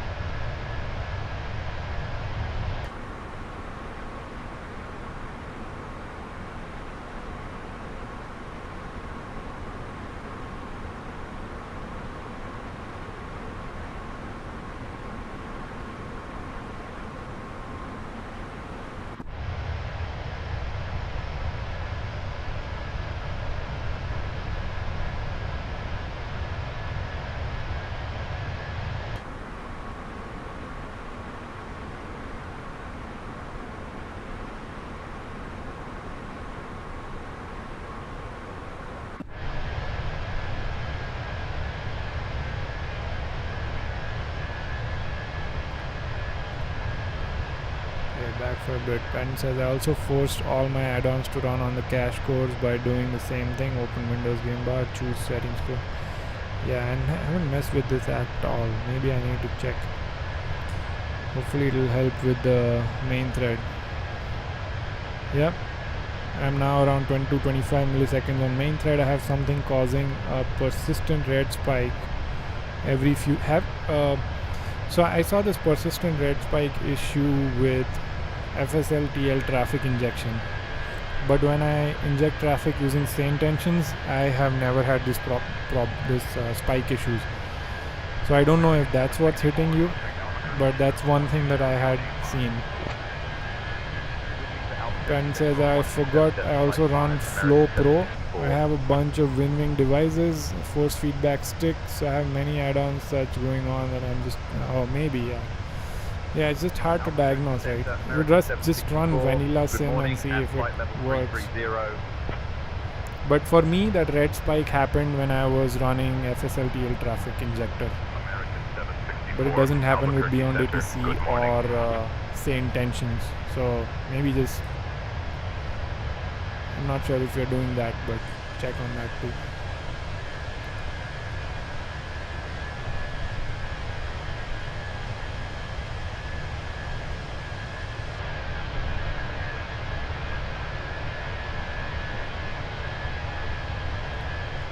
By the way, Pan, what force feedback stick do you have and which one do you recommend? I need to get one for myself.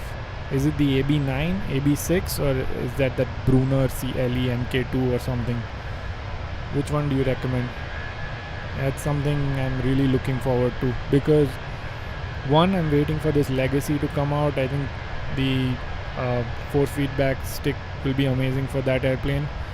And also for the Airbus, I've heard that even though Airbuses are fly-by-wire, I've heard that having force feedback still makes things better even for the Airbus. So let me know what you have and what you think about that.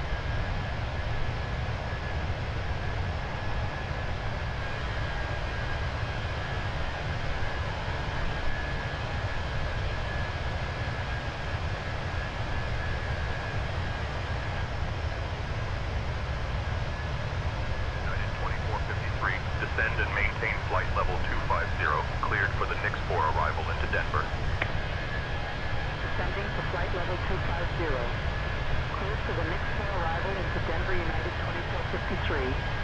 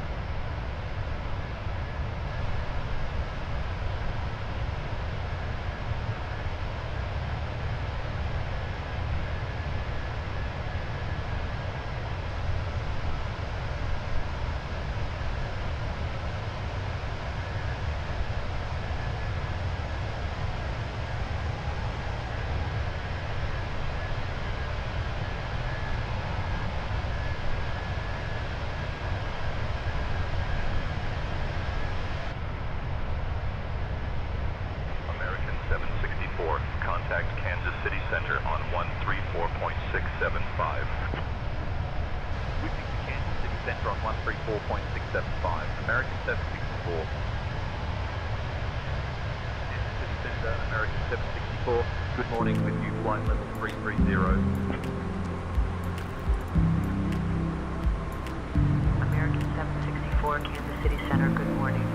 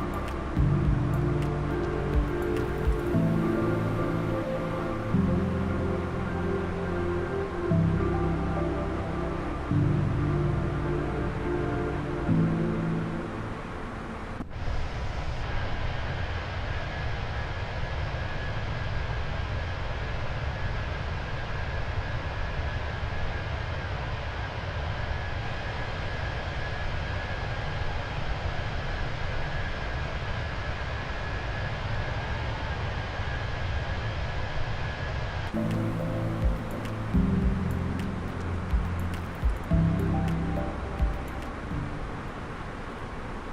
I'm back. Somewhat.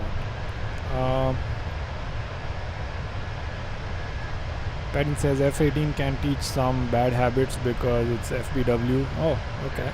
I didn't even know that. I haven't flown a lot of DCS recently, but I still operate almost all weapons and systems. And that'll be fun to learn. Like, I wish I could dedicate some time to DCS, maybe learning just one airplane. Just one airplane. That'd be fun.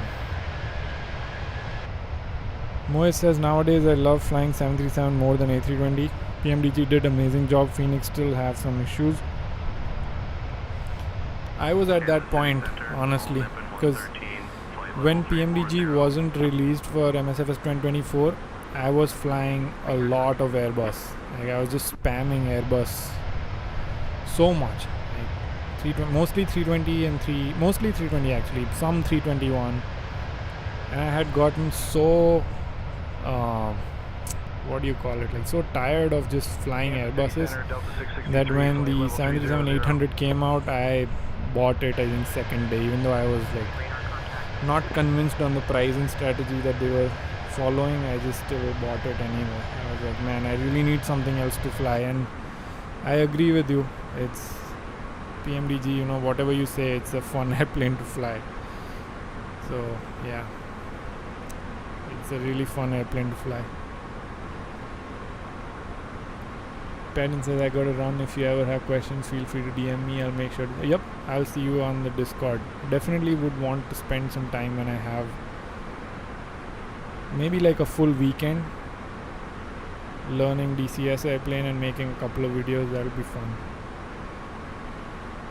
because I've always gotten pulled towards these detailed YouTube videos of DCS, and I'm like, man, that's so much fun. I feel like we need to turn down the blur just a little bit. Let's see what we can do here. It's not really changing things much anyway. Yes, it adds a little bit of that effect. Let's see. Maybe make it like 0.1 or something, close to 0.1. Because I felt like it was bleeding the whites a little bit too much. Like on a bright day like this, you either have to turn the blur down or you have to go in here and turn down this shit by like point something, 0.7 or something. Because today is really bright. It's extremely bright. Which makes sense. Like, this is how days would be, right? In Western North America. But in sim it just doesn't look good. Everything just looks overexposed and bright, so you have to turn down your exposure a tad bit on those kind of days. So we are at ETP, it seems. Our TOD is roughly 72 minutes away. By the way, say intentions also shows your TOD, so it shows where how far your TOD is according to what the ATC knows about your flight plan. This is not from your FMC, it's more what ATC knows from your sim brief flight plan.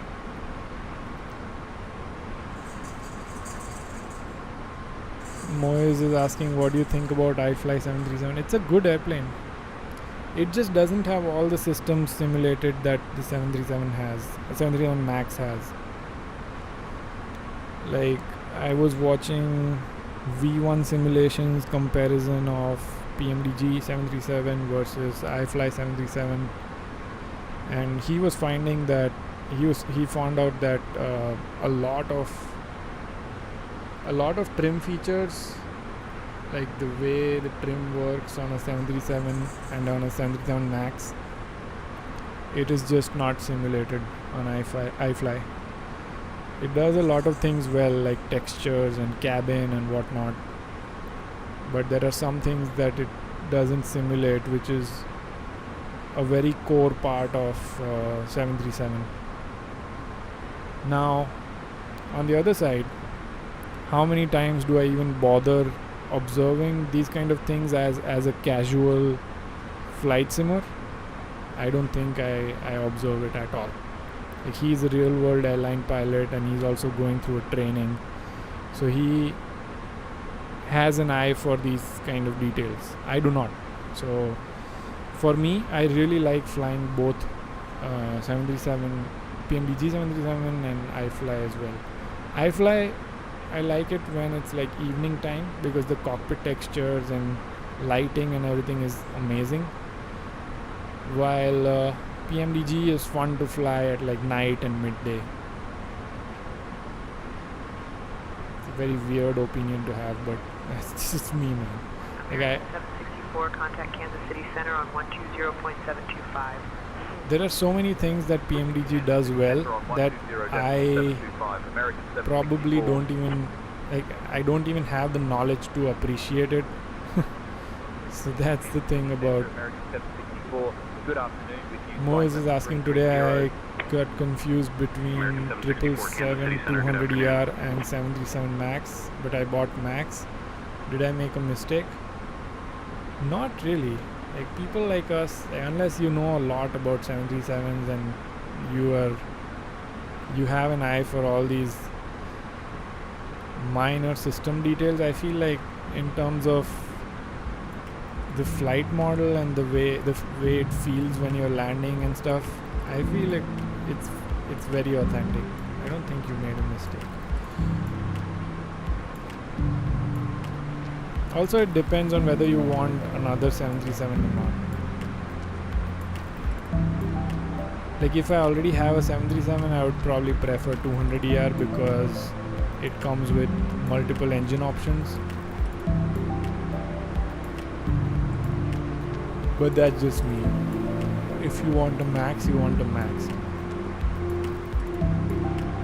Man, I hate this clipping here. I'm going to change to this. It's still going to clip. We'll just cancel the screensaver mode. Still about 67 minutes left on top of descent. So let's go ahead and ask our cabin crew for some food here. Oh, you know what? Same Tensions has a cabin crew as well. But I'm not sure how to talk to them, because I have not set up my keys to talk to them. Maybe I can and ask them for food. Let's do that. Let's just have some fun. Headset, channel. I think channel 1 is. Maybe I need to open this thing and figure out what channel 1, 2 and 3 are. Joshi says, yeah, yesterday I was debating between iFly and PMDG. If you're debating between iFly and PMDG and you want just one of them, just get the PMDG.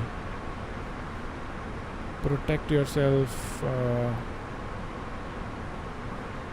in terms of, like, let's say you really get into 737 sometime in future and you know everything about the 737. At that point, you'll probably want something that simulates the 737 as is, which PMDG does. Let's see. Aircraft call sign, controls, audio, traffic, intercom. There you go. So cabin crew is intercom channel 1 and tour guide is intercom channel 3. So let's talk to our cabin crew here. I'm gonna increase the volume. And what's my push to talk for cabin crew again? PDT, I guess it's this one. Channel 1. This is channel 1. There you go. That's channel 1. I got it. Hey cabin crew, can we have some food please? United 1849 radar contact.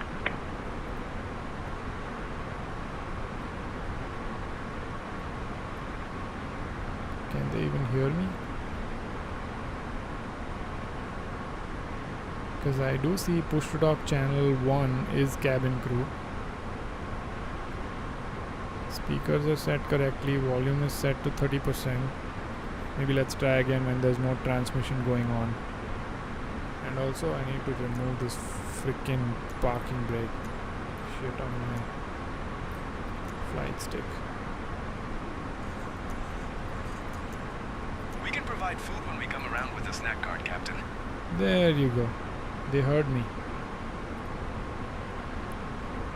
Hey, what's on the menu today?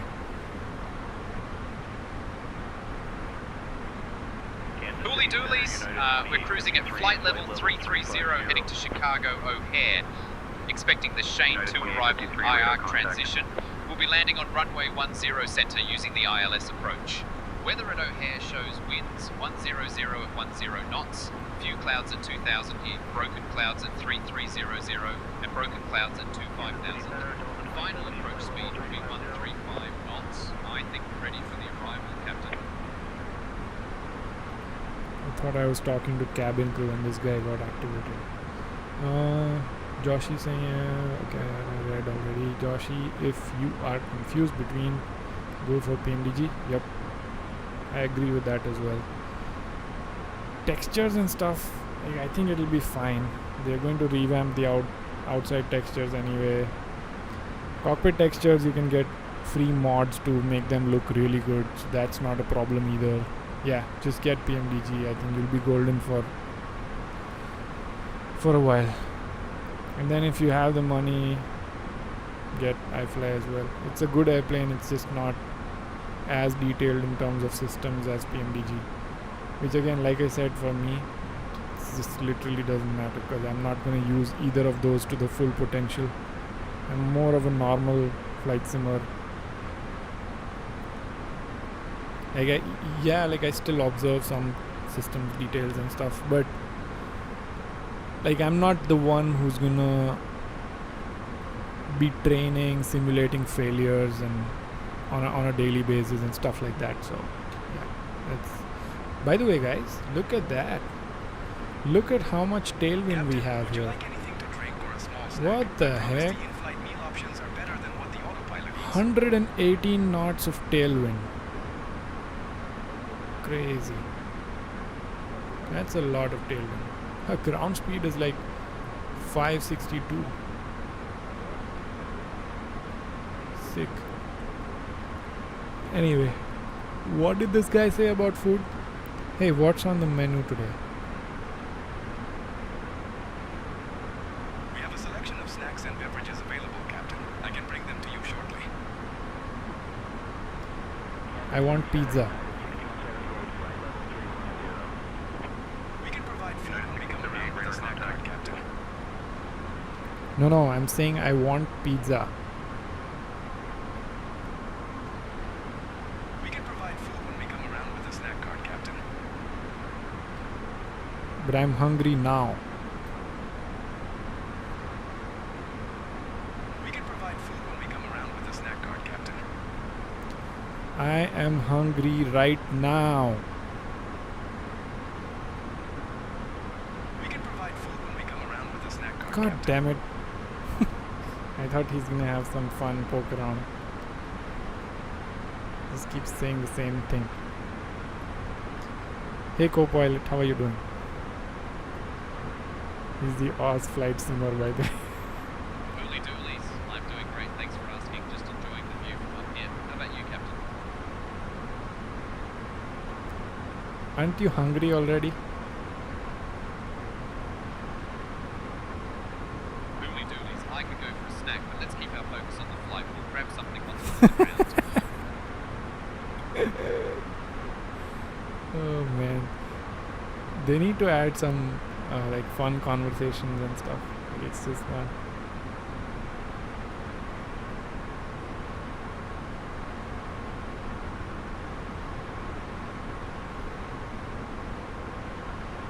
Ozzy says, have you ever noticed weird LOD behavior in MSFS during live flights? Sometimes look broken, triangular, and yeah, that's not weird. That's just the way they've done it. That's just the way the sim works right now. Anything that's further away from you is not rendered fully.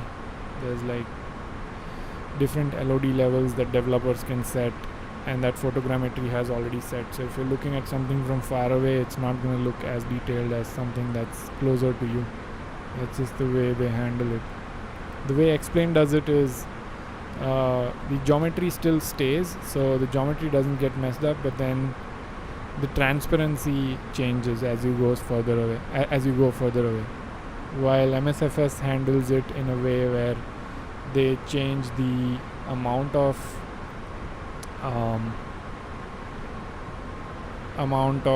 polygons you have on the geometry. Moez says, first officer is right, focus on your flight, FO don't want to die. I wonder if I change, like let's change the co-pilot, okay? So this guy is a professional, but what if we make it funny, angry AI funny? Well, let's see what this guy does. Because maybe he is professional, so he's like, oh, keep it professional. But what if I ask this guy, hey co-pilot, how are you doing? Oh, this is not co-pilot. Understood, Captain. Fuck. Hey co-pilot, how are you doing?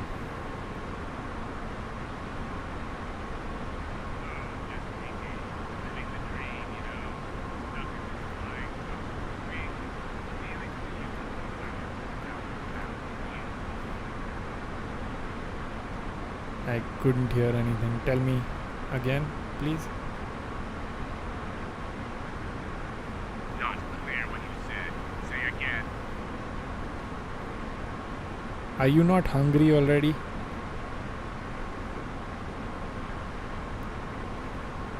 Hungry? Oh, absolutely. But I am too busy babysitting this flying toaster to think about food. Maybe I'll get a gourmet meal of stale peanuts and lukewarm coffee later. Can't wait. Oh, he's roasting me.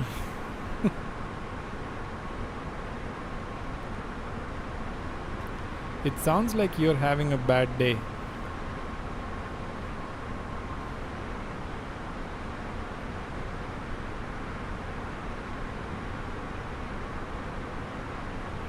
just another day in paradise. AirborneGeek, stuck in this flying toaster, dealing with the usual circus. How about you?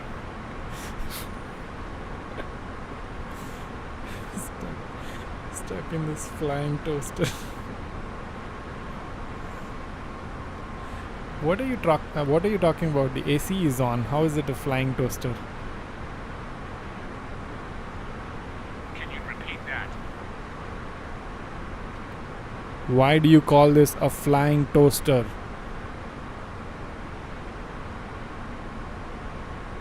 Oh, it's just my way of saying this plane is about as exciting as a toaster. Keeps us warm and airborne, but not much else. Okay, this guy is a little more fun. Let's see if there's so this was angry AI funny. Then there's other funny ones. Josh is asking, is that same tension? Yes, that's same tensions. Let's see. Is there any other funny? Maybe there's this Steve the pirate who is funny, and then there's 2-ton Murphy streamer. Yeah, I've seen his channel, I think. Who's this Chad Skybro funny? He's the ultimate bro in the right seat. Ask him to handle the comms when you're ready for him to take over. You can also ask him to call for clearance. And okay, he can't fly the plane. Okay.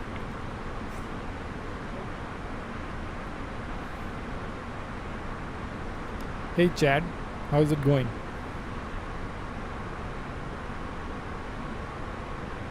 Yo, all good here.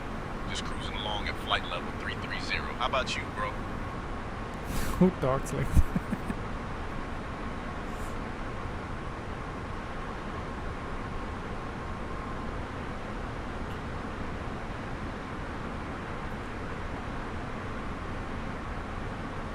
I'm just seeing what else is there here on same tensions to explore. auto assign a random crew professional. Funny.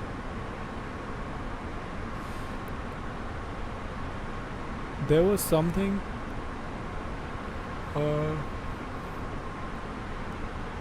there was a feature where you could talk to the ground crew. Oh nice, now they have the RAS options on here as well. Nice. So you can select and you can select and unselect whatever you want or not want with RAS. So like for example, approaching runway notifications, on runway, approach, takeoff, all this. So I have them all enabled because why not? And then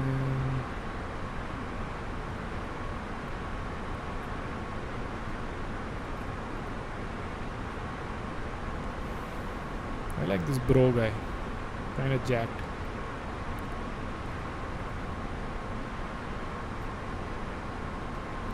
Hey, your developer told me that you cannot fly the plane, is that true?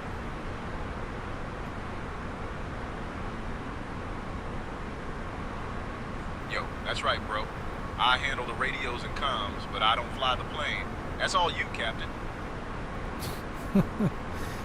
Bank Angle Check is asking, hey man, any reason why you prefer AI over VATSIM?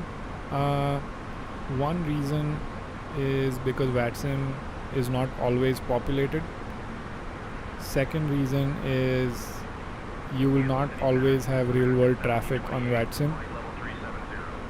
So those are two reasons. Third reason is, I guess that's not a reason. I wanted to just avoid talking to real people. But yeah, mostly just these two reasons is because you have a lot more traffic with AI ATC add-ons, and second is you just have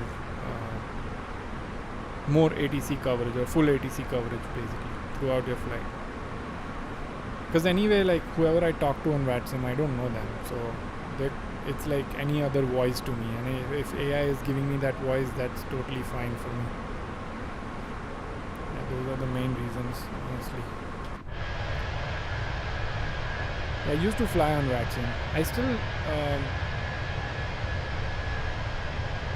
sometimes I feel like I want to, but then I'm like, oh, I have better options. Why should I go to VATSIM at all? So I just avoid it. American 764, contact Kansas City Center on 134.725. City Center on 134.725, American 764.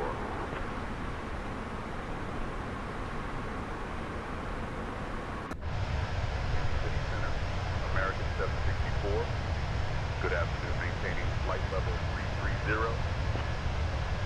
American 764, Kansas City Center. Good afternoon. Maintain flight level 330.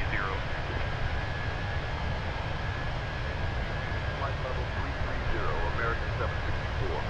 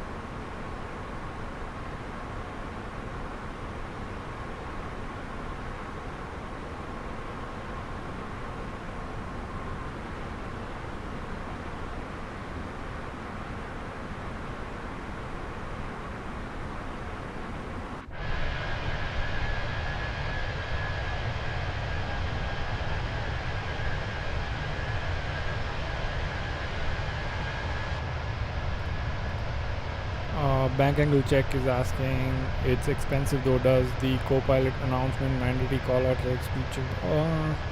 So I haven't heard him call out those things, but you can make him talk to ATC if you want to just focus on flying. or you have cabin crew, which like does all the cabin announcements and stuff. And you have RAS to call out runways and stuff, but I haven't heard him call out like the checklist itself, like speed check. That's a different feature in Saint Tensions. So there's something called checklist tuner v2, where you can set up checklist for your airplane, and basically you can also automate stuff. So if you turn down Saint Tensions, so if you know the parameters of that airplane, with checklist tuner v2 you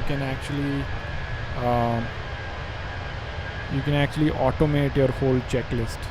Like, removes the whole point, but you get my point. Like, there is an option to pretty much do what FS2 crew does for let me see if I can find that. I can show it to you. So yeah, you can do what you're saying, definitely.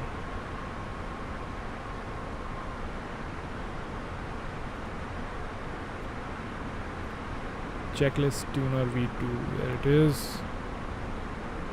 Sign in. So you have something like this.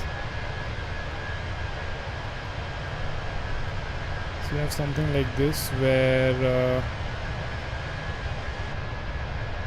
you can basically set up a checklist. So I have a couple of checklists set up. So for example, I have 319 set up. Like for example here, right, if I say at the beginning of the flight, if I just say, hey, let's start setting things up, then it's gonna go and basically set up the whole cockpit. I've seen that it misses sometimes. So here's the whole checklist, by the way. It just misses some things sometimes. Like for example, this let's get things started up has APU start at the end, which it just doesn't do it, because it probably cannot find what to press on the Phoenix to get the APU started. Some logic is off or something. So yeah, this is a very nice customizable checklist that you can have, and you can anything that has this robo icon is basically containing automation, and what it means is the call out will be accompanied with the co-pilot doing that function. So it's really neat actually, but you just have to sit and make this thing. And if you don't want to make your own, you can always look up the community checklists. There are a lot of them actually, and you can just download or clone. That's what I did, and then I edited a little bit, but it's still not complete, which is why I did not want to use it on stream. I have still seen some bugs with some things just not working, and I'm seeing that this whole automation thing is probably not the best idea. I'm going to turn off all automation and just have him read me all the checklist items, and that's all I need from this. So hopefully I'll have this set up soon, and then I can demonstrate it in one of the videos or streams. But yeah, it can do what FS2 crew does basically. It just is more work, I guess. Not like out of the box. You cannot just expect it to do everything. So I hope that answers your question. Bank angle check says any itch to get the Moza AB9. Yes man, yes. I've been watching so many videos of AB9 and also the AY210, but I'm really waiting for Winwing, because I know Winwing will come up with a really good product. So I'm waiting for Winwing to come up with their product, and then if I feel like the Moza AB9 is still better, then I'll get that along with the AY210, because I feel like the FFB yoke that's coming in from Winwing is going to be pretty big with a lot of space requirement, which is just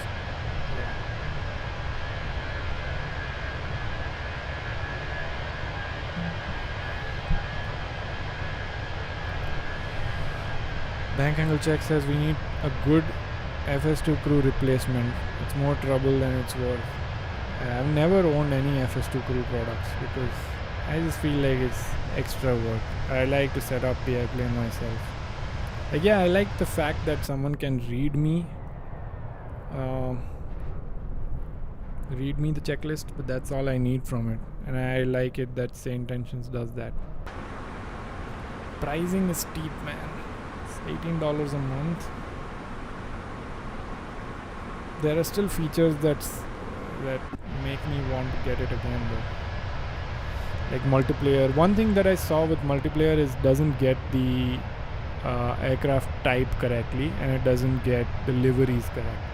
So me and my friend Rahul, we were flying multiplayer the other day, and even though our call signs were correct and the ICUE code was correct for the airplane, it still did not detect the airplane correctly. So it was kind of a downer. We'll see. Moez is saying, I saw your setup pic on Facebook. You do have. I do not have Airbus Boeing MCDU. You think it's worth it?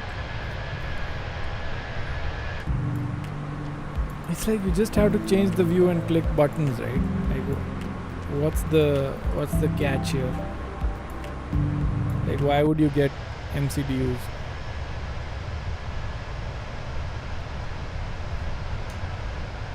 I mean, yeah, if I don't know, like, where do I keep my mouse? It's just like there's no space already. You guys want to see my setup? Maybe that's a better thing to do here.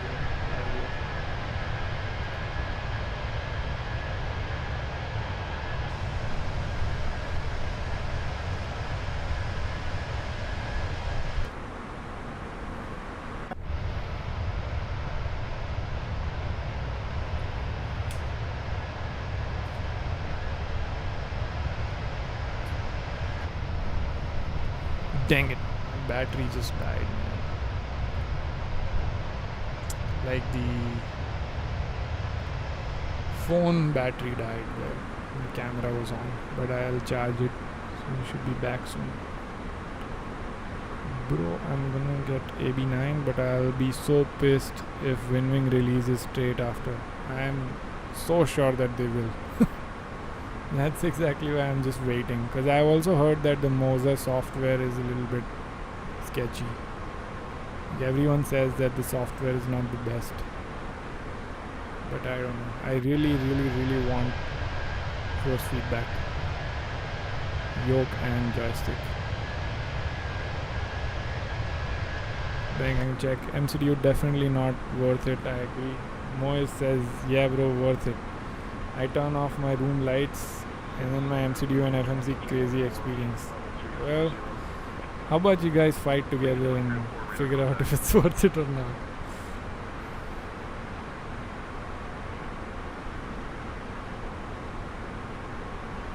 I've always thought that MCDU is just a space hogger, just like the FCU and MCP. It just takes a lot of space.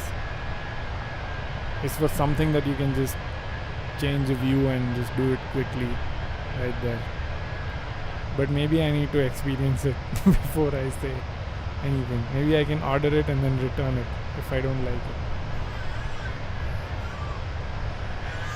Too short, yeah, it's not wide enough. That's the thing. Because my monitor is so big, that 32-inch monitor that takes like half of the table.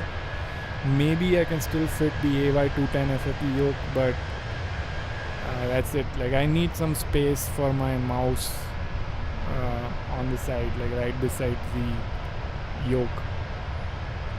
So I feel like I'm not gonna add anything.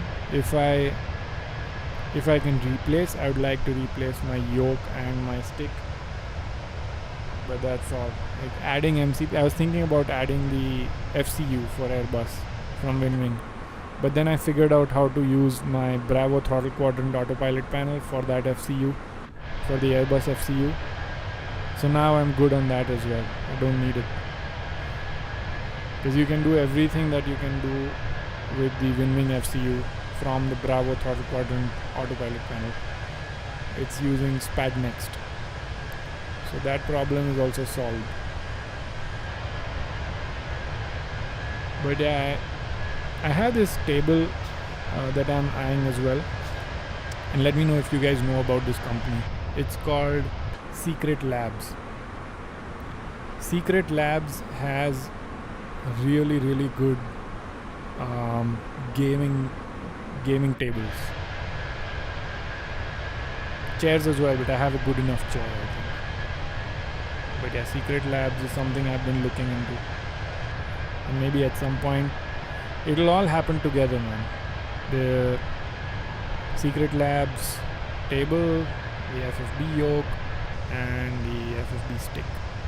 Someday I'm gonna go nuts and this will all happen together. $3,000 more. I'm just waiting for the market to be at a place where I'm like, oh, you know what, I'm not interested in investing in the market right now. I'm more interested in just buying shit that I always wanted to buy, like for the last 6 months, 8 months. But right now I think the time, it's the time when you want to just cut down all the extra luxurious expenses and just invest as much as you can,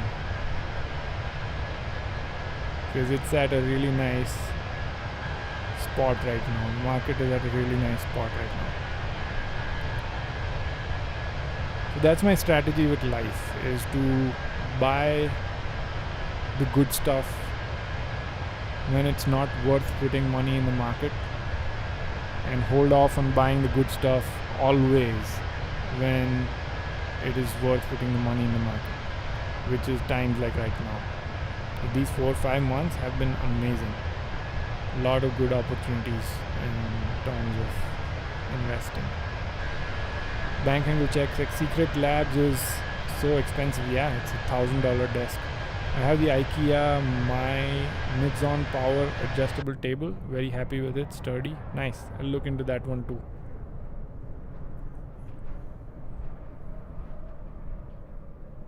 American 764, contact Kansas City Center on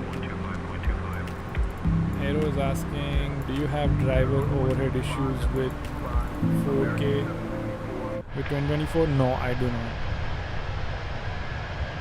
I actually don't even know what issue that is. Good afternoon, I need to remember that we changed our co-pilot. This guy was talking. 1-4, so we have 29 or 30 minutes left. 30 minutes left on the descent, and 30 minutes left until descent, and we don't have a star yet. Maybe we can go ahead and ask what the star and arrival runway is going to be, or let's have the co-pilot ask for us. Hey, can you check what our star and the arrival runway is going to be at Chicago?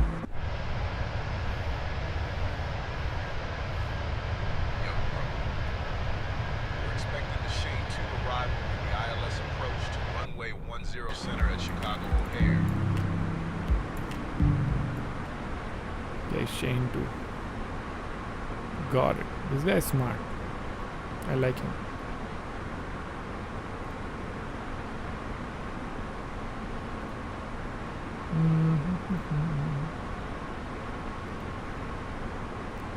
ILS 10 center, that's still okay. And then the star is going to be, what the heck?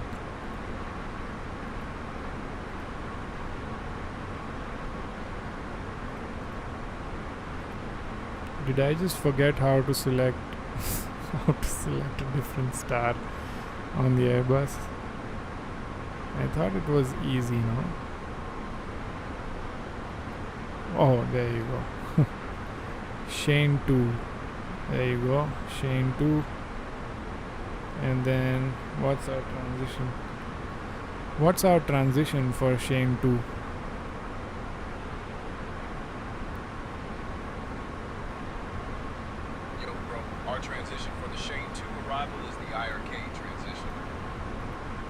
IRK Okay, got. And 10 center is still good. Hopefully, okay, select heading, that's okay. We can do that. And then edit the flight plan. Get back into nav mode here, or whatever, like heading managed mode. And that's it.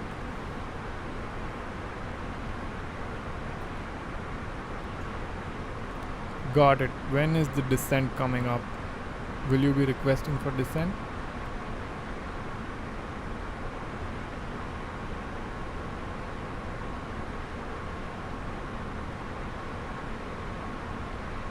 Moise is asking anyone here who bought NVIDIA GPU 50 series. About 20 minutes, bro. I'll handle the request for this time. 50 series after 10th Feb. You can get a free copy of Resident Evil. Oh my god, you guys. You guys still playing Resident Evil?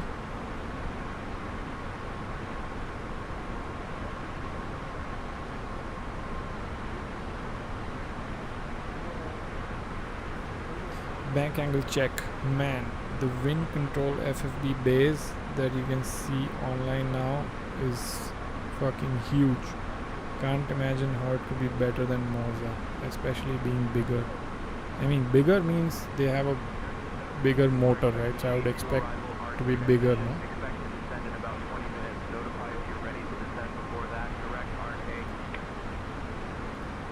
Okay, direct IRK. Okay, okay.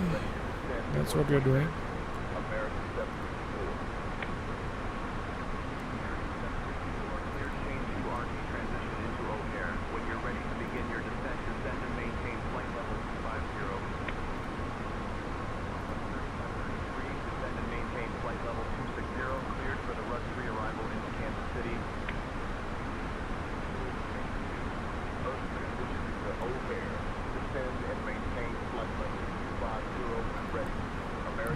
Yeah, we can descend in like 80 miles or so.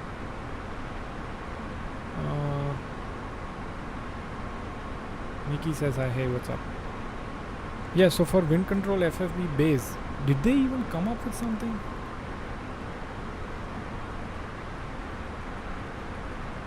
I thought they did not even have anything released. As in, like, I have never seen photos or anything. Do you have a link? Is it this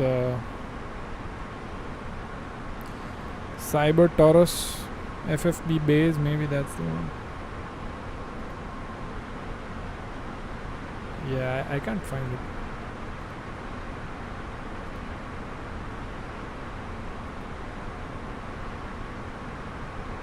Bank angle check says 9 Nm sustained is a lot though. A 5 Nm wheelbase is already strong. Yeah, AB9 is 9, right? I forgot what AB6 is. Is 6? But yeah, 9 is quite a bit. I agree. Oh, Cyber Taurus. Okay. Yeah, I see that one. Yeah, it's pretty big. I wonder what else they are packing in there which makes it that big. Because these are all smart people.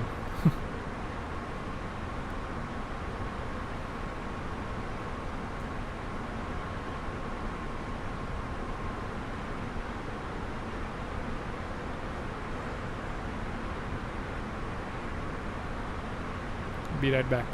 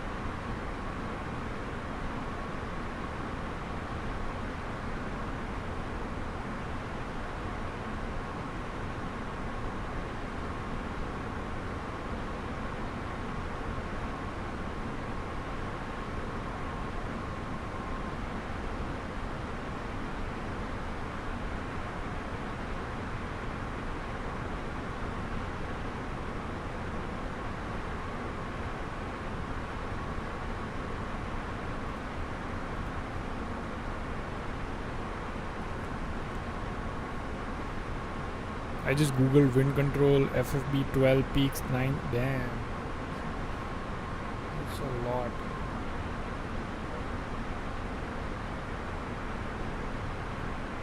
But yeah, if it doesn't make sense from a space claim standpoint, then I don't know if I'll get it. Might just be leaning towards Moza then. I don't know. Let's see. Let's see.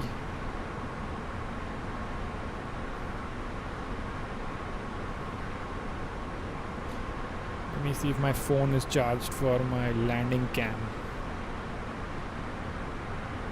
Because you can't miss out that stick cam for landing.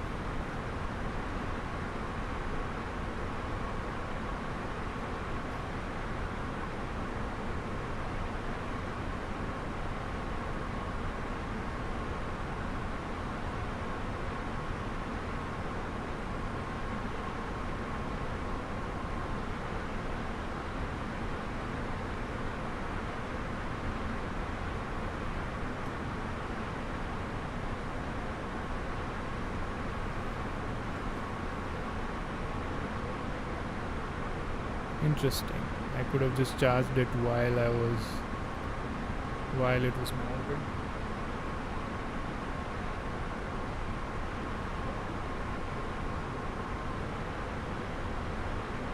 Okay, camera is good.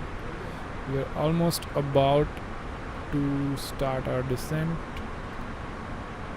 Moise has shifted from horizontal to vertical stream now. Does this say intention have a mobile app or something like that? I think it does, yes. I haven't used it, but it does have a mobile app, yes. Where you can, I think, control your ATC frequencies and stuff. So like you can have a phone mounted on the side or something where you can just swap around frequencies so that you don't have to like tune it in your airplane, scrolling around the knobs. That's pretty neat actually. I haven't tried it though. I'm pretty sure it works. It's an easy thing to do. Oh, whoa, whoa, baby. No, baby.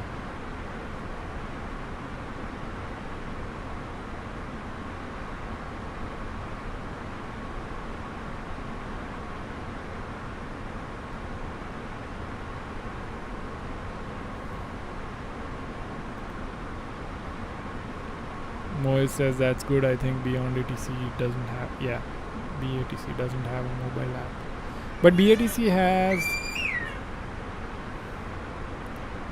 has a pretty good UI where you can just click through frequencies very easily. This one sometimes it ignores some frequencies, so you have to go back up in chat, and I'll be right back.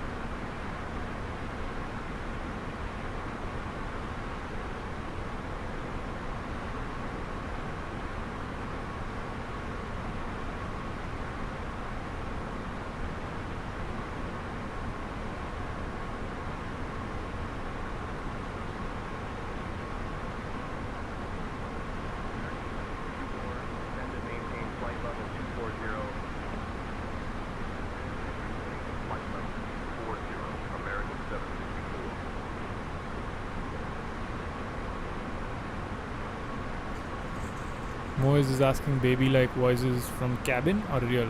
Baby voices are real. We have a real baby in the cabin.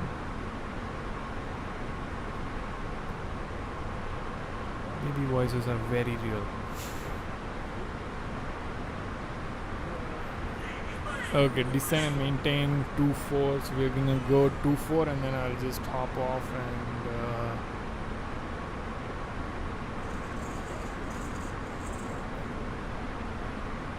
descend and maintain flight level 240. Okay, so we are good there, and I'll be back.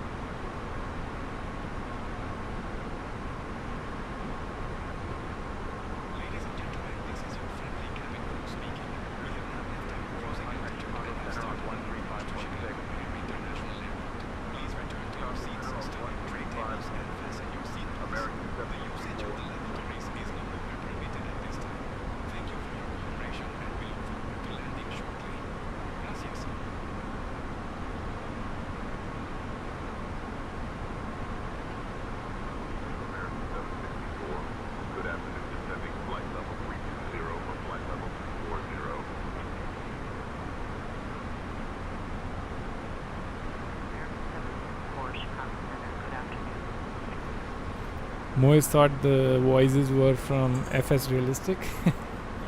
No, this is real. We have some nice add-on going here. Some baby sneezes and little cries and giggling, all kinds of sound effects. I just got her like really close to me so that she doesn't. Okay, we are descending. Now, fingers crossed for a good landing. That would be a very nice end to the stream. If we botch this landing, that will be not nice. So let's focus up as we get closer to the approach. Hey bro, I'm worried about this landing. What do you think?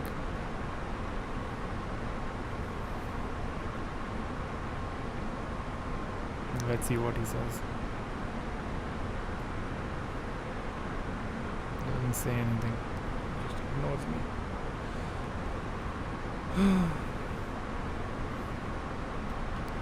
Hey bro.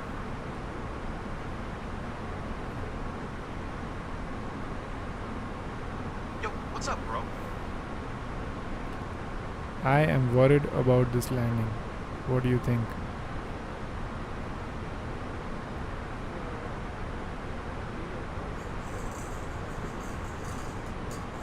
Yo, bro, no worries. We're all set for the ILS approach to runway 10 center at O'Hare.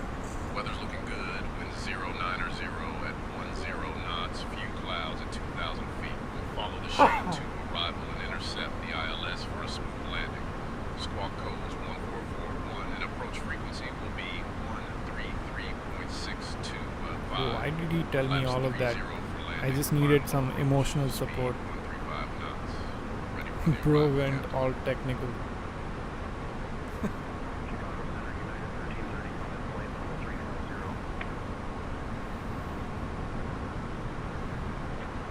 Just below the VNAV path. So two things I need to remember that I will forget for sure, which I don't want to forget, is one, record my landing with flight recorder so that we can watch replays, and turn on the stick cam. So we'll turn on the stick cam as a checklist at 10,000 feet. Moise Ali says positive attitude from co-pilot. Yeah. Bro is extra positive. Hey bro, you seem like a very positive guy.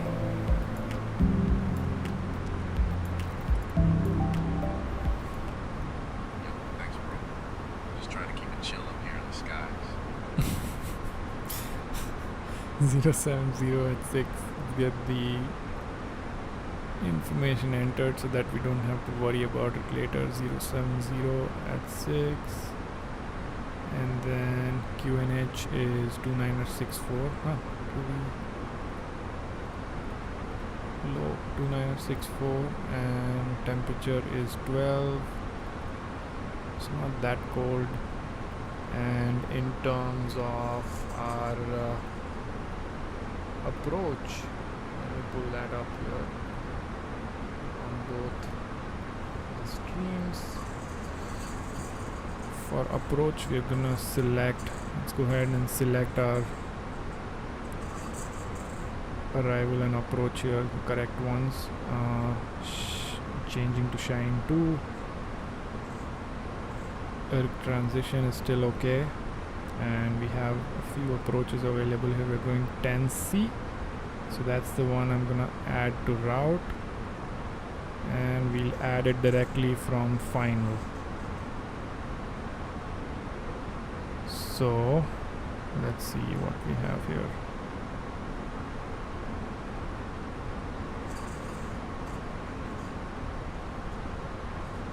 So all the charts are now pulled up here. We will be doing, let's just pull up cat 1.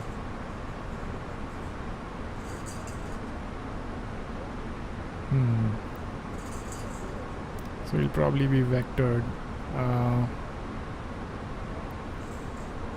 What's the airport altitude here? 680 feet. Missed approach is going to be climb 4000 on heading 093 inbound CGT. CGT is where we hold, I think. Yep.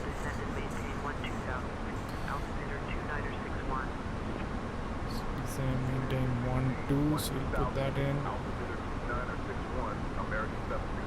It's actually 2961. Let's change that. There's some mismatch between the weather that Phoenix is reporting and what we have here. And our minimums in terms of radio minimums are 150. I guess why should we even do this? Let's just look at the minimums for this. It's not gonna be a, so it's gonna be a 200 radio and 140 knots landing speed. Everything looks good. Let's see when they vector us. Usually I've seen that they vector us earlier rather than later, which is a good thing about really good thing about same tensions. Like sometimes beyond ATC used to forget about me after the arrival. After the last point I'm just flying and they forget about me completely. They would not vector me. So it's really nice to see that same tensions does it earlier. In all of my flights I've seen they do it earlier. Let's see how it goes today. So 2961, we can't really preset the altimeter, so we'll just wait for 18,000. And in terms of light and seatbelt, let's just turn this fully on. And everything else should be good. As long as we don't need the speed brakes, we'll just go ahead and arm them.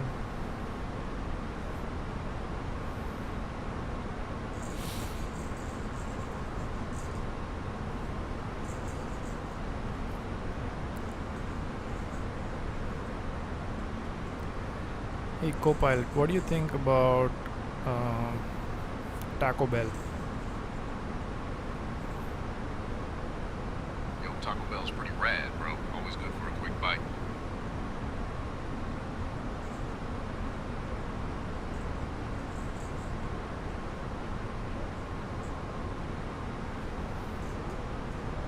Beyond ATC used to joke about Taco Bell quite a bit. Something along the lines of your stomach getting upset if you eat Taco Bell. Oh, this looks nice. Damn, this was a long flight, huh?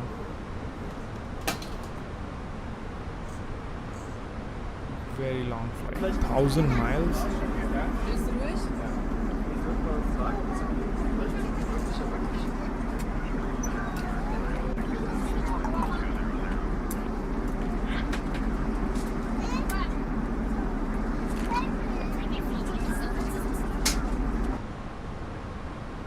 Moise is asking, can you tell me the exact GPU variant from MSI?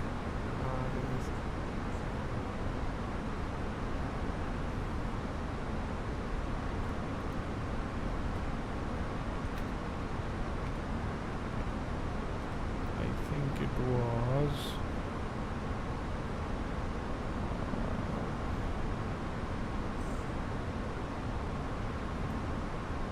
it was this one, Gaming Trio.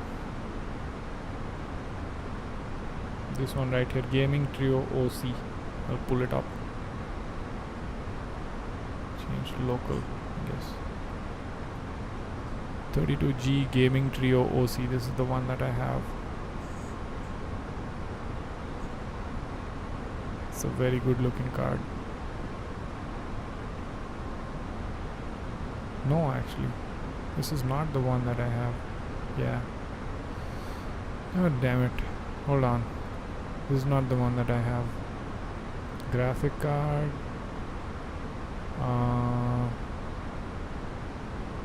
Maybe. Definitely not Supreme OC. Gaming series. Let me see. 1590. It's definitely not this one. I think it's Ventus 3. Let me check.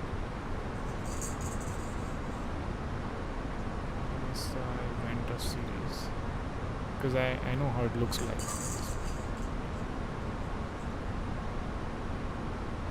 What the hell? Okay.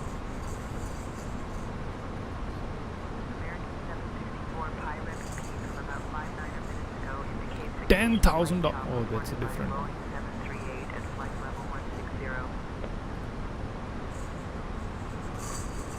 Trying to remember what my box looked like, man. Because oh yes, this is the one I have. Vanguard. How can I forget? That's the one I have. I was like, how did I forget about this? There you go. That's the one, yeah. That matches. Vanguard. Vanguard SoC. That's the version. It looks amazing. Yeah. That's the one. Because I did buy the Gaming Trio first, and then I realized that Vanguard has a lot better overall cooling performance. So that's why I returned the Gaming Trio and bought the Vanguard. Because I was able to find Vanguard right after I bought the Gaming Trio. So yeah. It is really hard to find that, yes. It is very hard to find it these days. Okay, 2961, 14,000. I'll try to respond to as many chat messages as possible, but we'll focus on the landing. Because I really want a good landing today. After all that we did. 59 minutes ago, occasional light chop reported by a Boeing 738 at flight level 160. We have passed it already, so we're good. Yep, we'll expect that, so we're good there. Planning is done.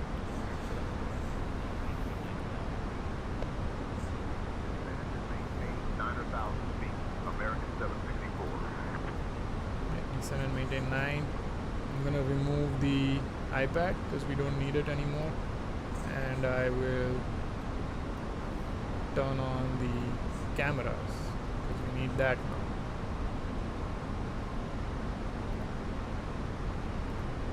Hopefully you guys can see everything correctly. Okay, altitude 9,000, still descending fine.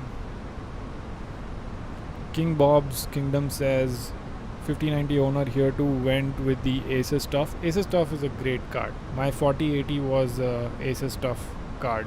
Really good card. I would have gone Asus too. They're just not available.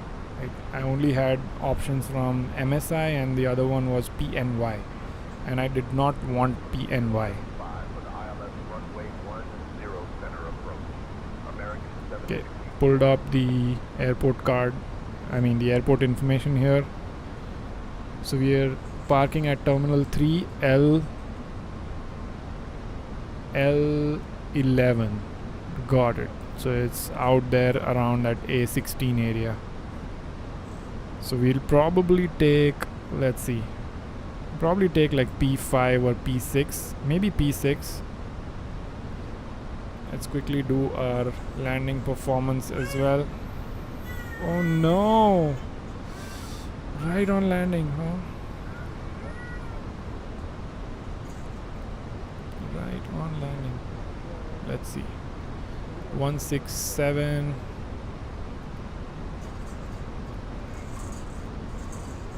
And we'll go low brakes. I think low brakes is fine. Max reverse.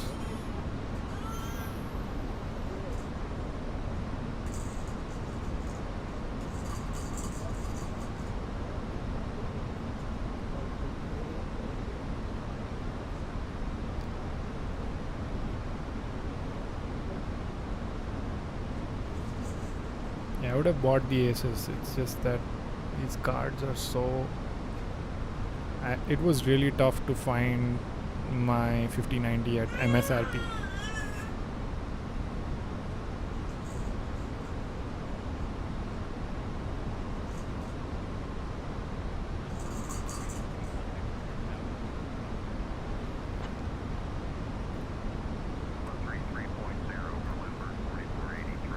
On right heading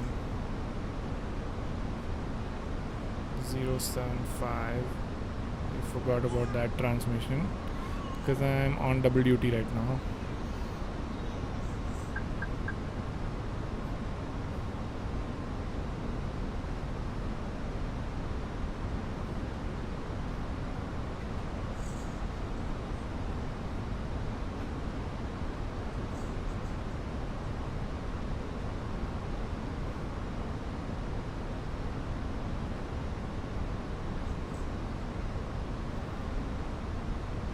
That doesn't look very nice, like the clouds and the ground don't merge well. It's fine.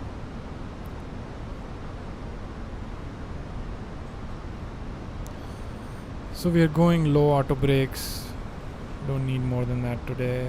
And let's see, where are we intercepting?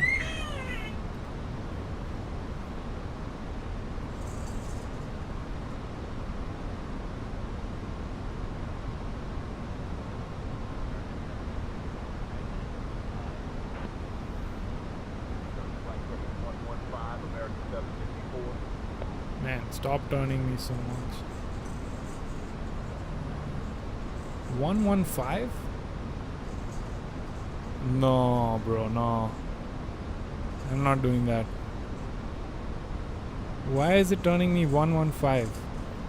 No. We're not doing that.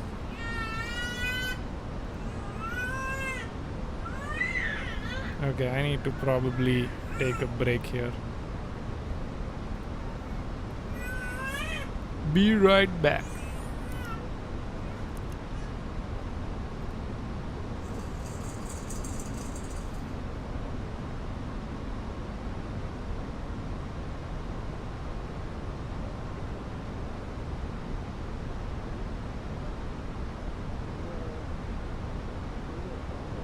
Brickyard 3489, contact O'Hare Tower on 133.0.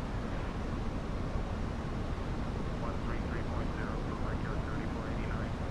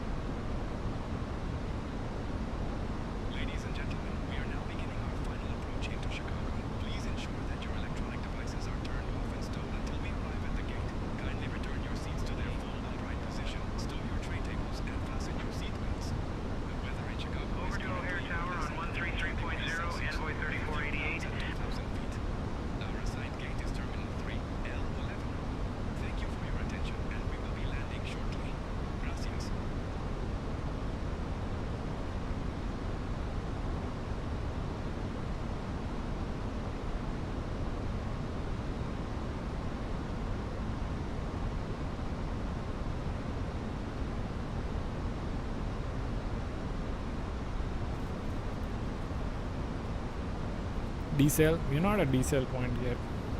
It's a very long approach path here.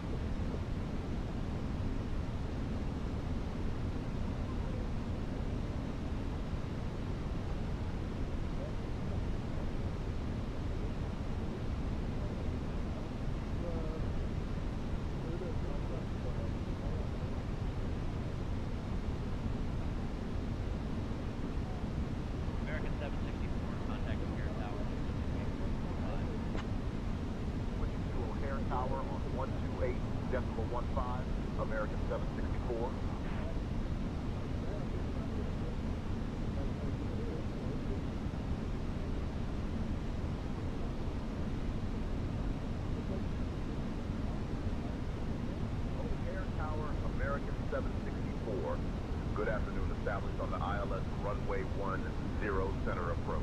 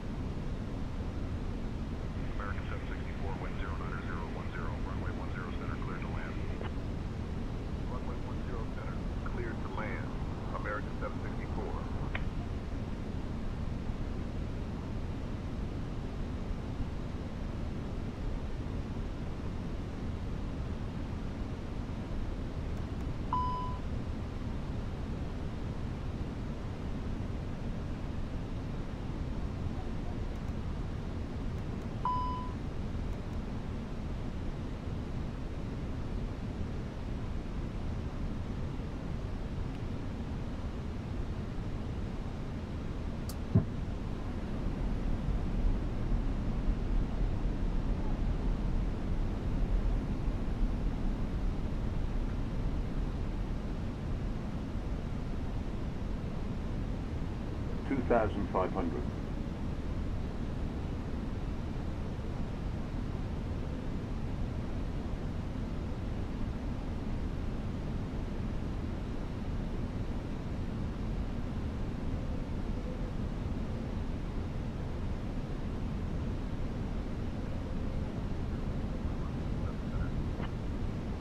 Holding short of runway 27 center, United 1202.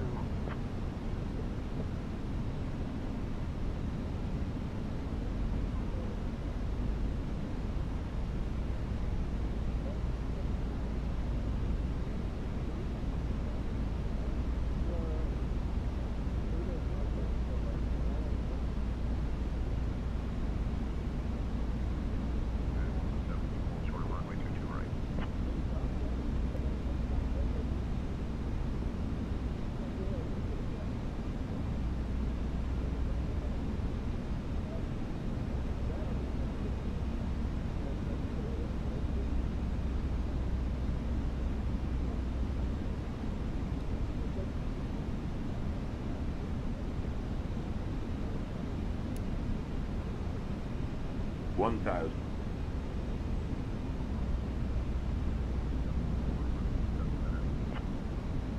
Hold short of 27 center, United 1202. Approaching runway 10 center.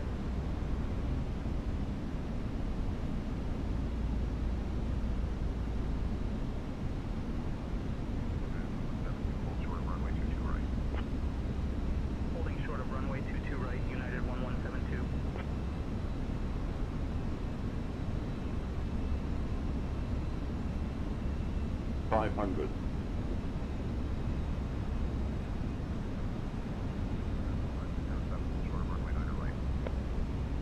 Holding short of runway 9 right, SkyWest 5307.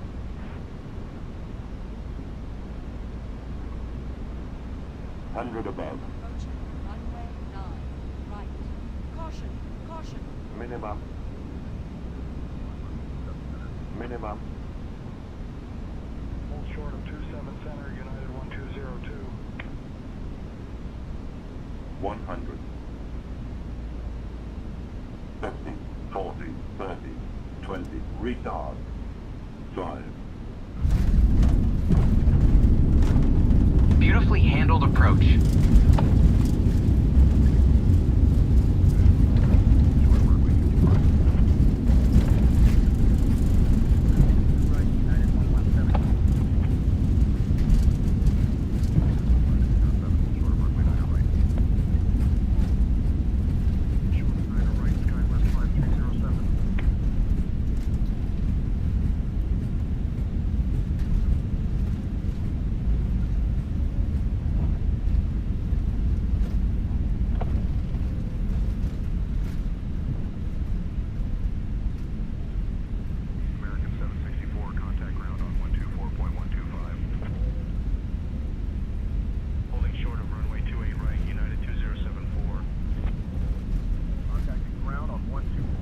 decimal 125, American 764.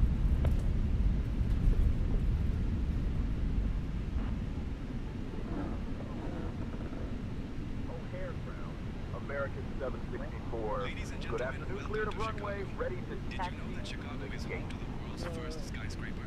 American The home insurance building was completed in 1885, and it changed the way cities are built forever. Thank you for flying with American Airlines. Please remain seated until we reach our final.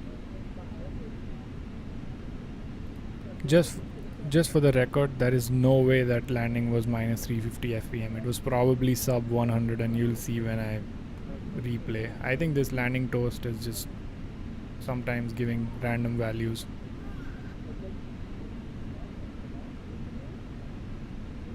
Too low, terrain.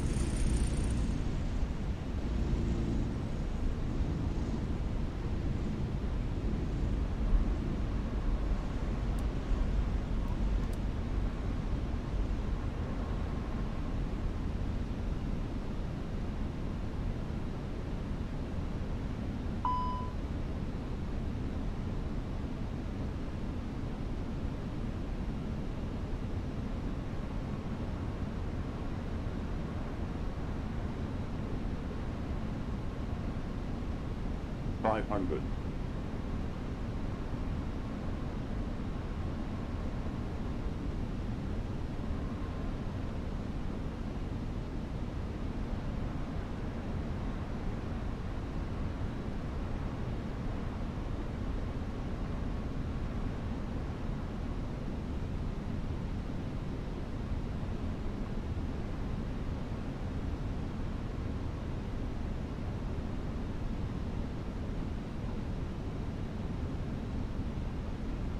$100. 50, 40, 30, 20, retard. 5. Excellent work down there.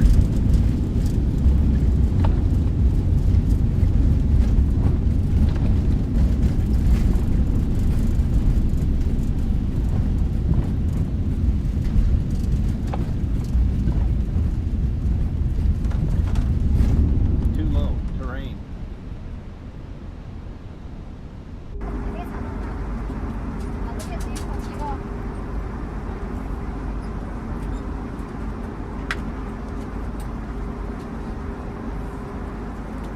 So, ist da was leer? Kann ich da was mitnehmen? Oder gemacht?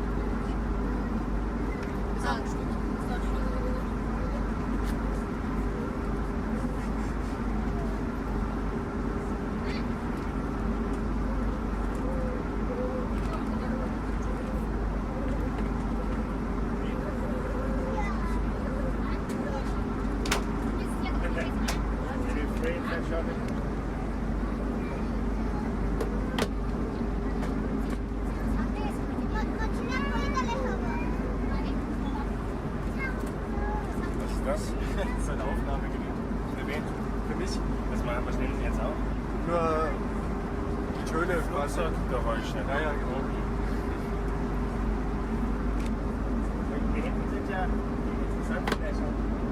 Und ich darf gerne unten mal reinlegen. Ach so, okay. Ich habe aber ein bisschen witzig. Das ist ganz wichtig. Ja, ja, auf jeden Fall. Weil es kannst du hinten reinlegen. Oder was?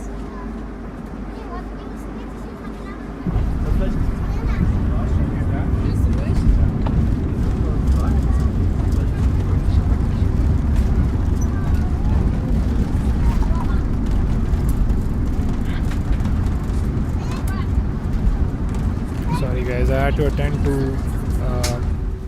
a little baby, so wasn't there through the landing, but went really well. I'm gonna keep playing the replays while I feed my little baby. Hopefully you guys enjoyed these replays, and this was a really fun flight. Thanks a lot for joining, and enjoy the replays. I'll see you guys on the next video or next stream. I'll probably stream again sometime this weekend or tomorrow.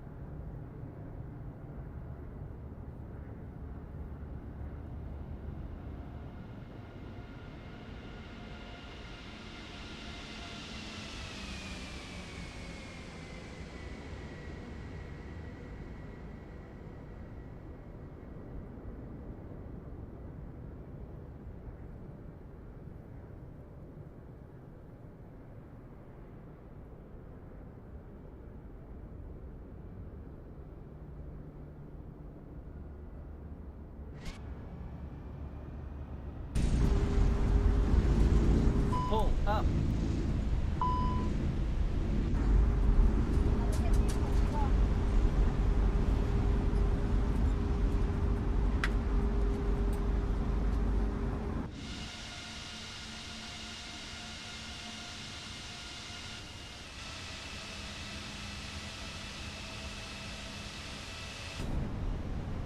Don't sink.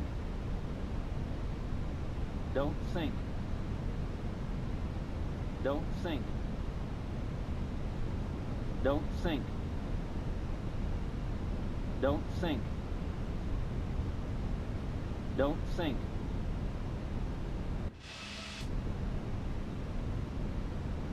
Don't sink.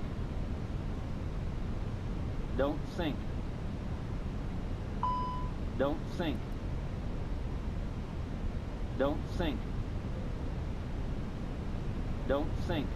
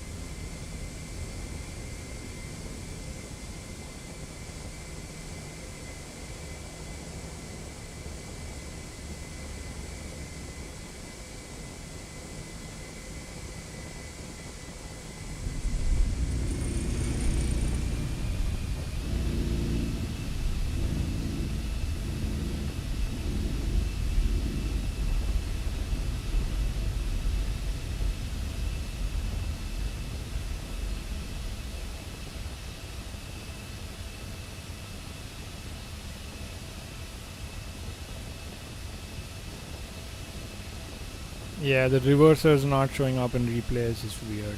I don't know. I'll have to manually engage them. Let me try to manually engage them and see if they show up this time.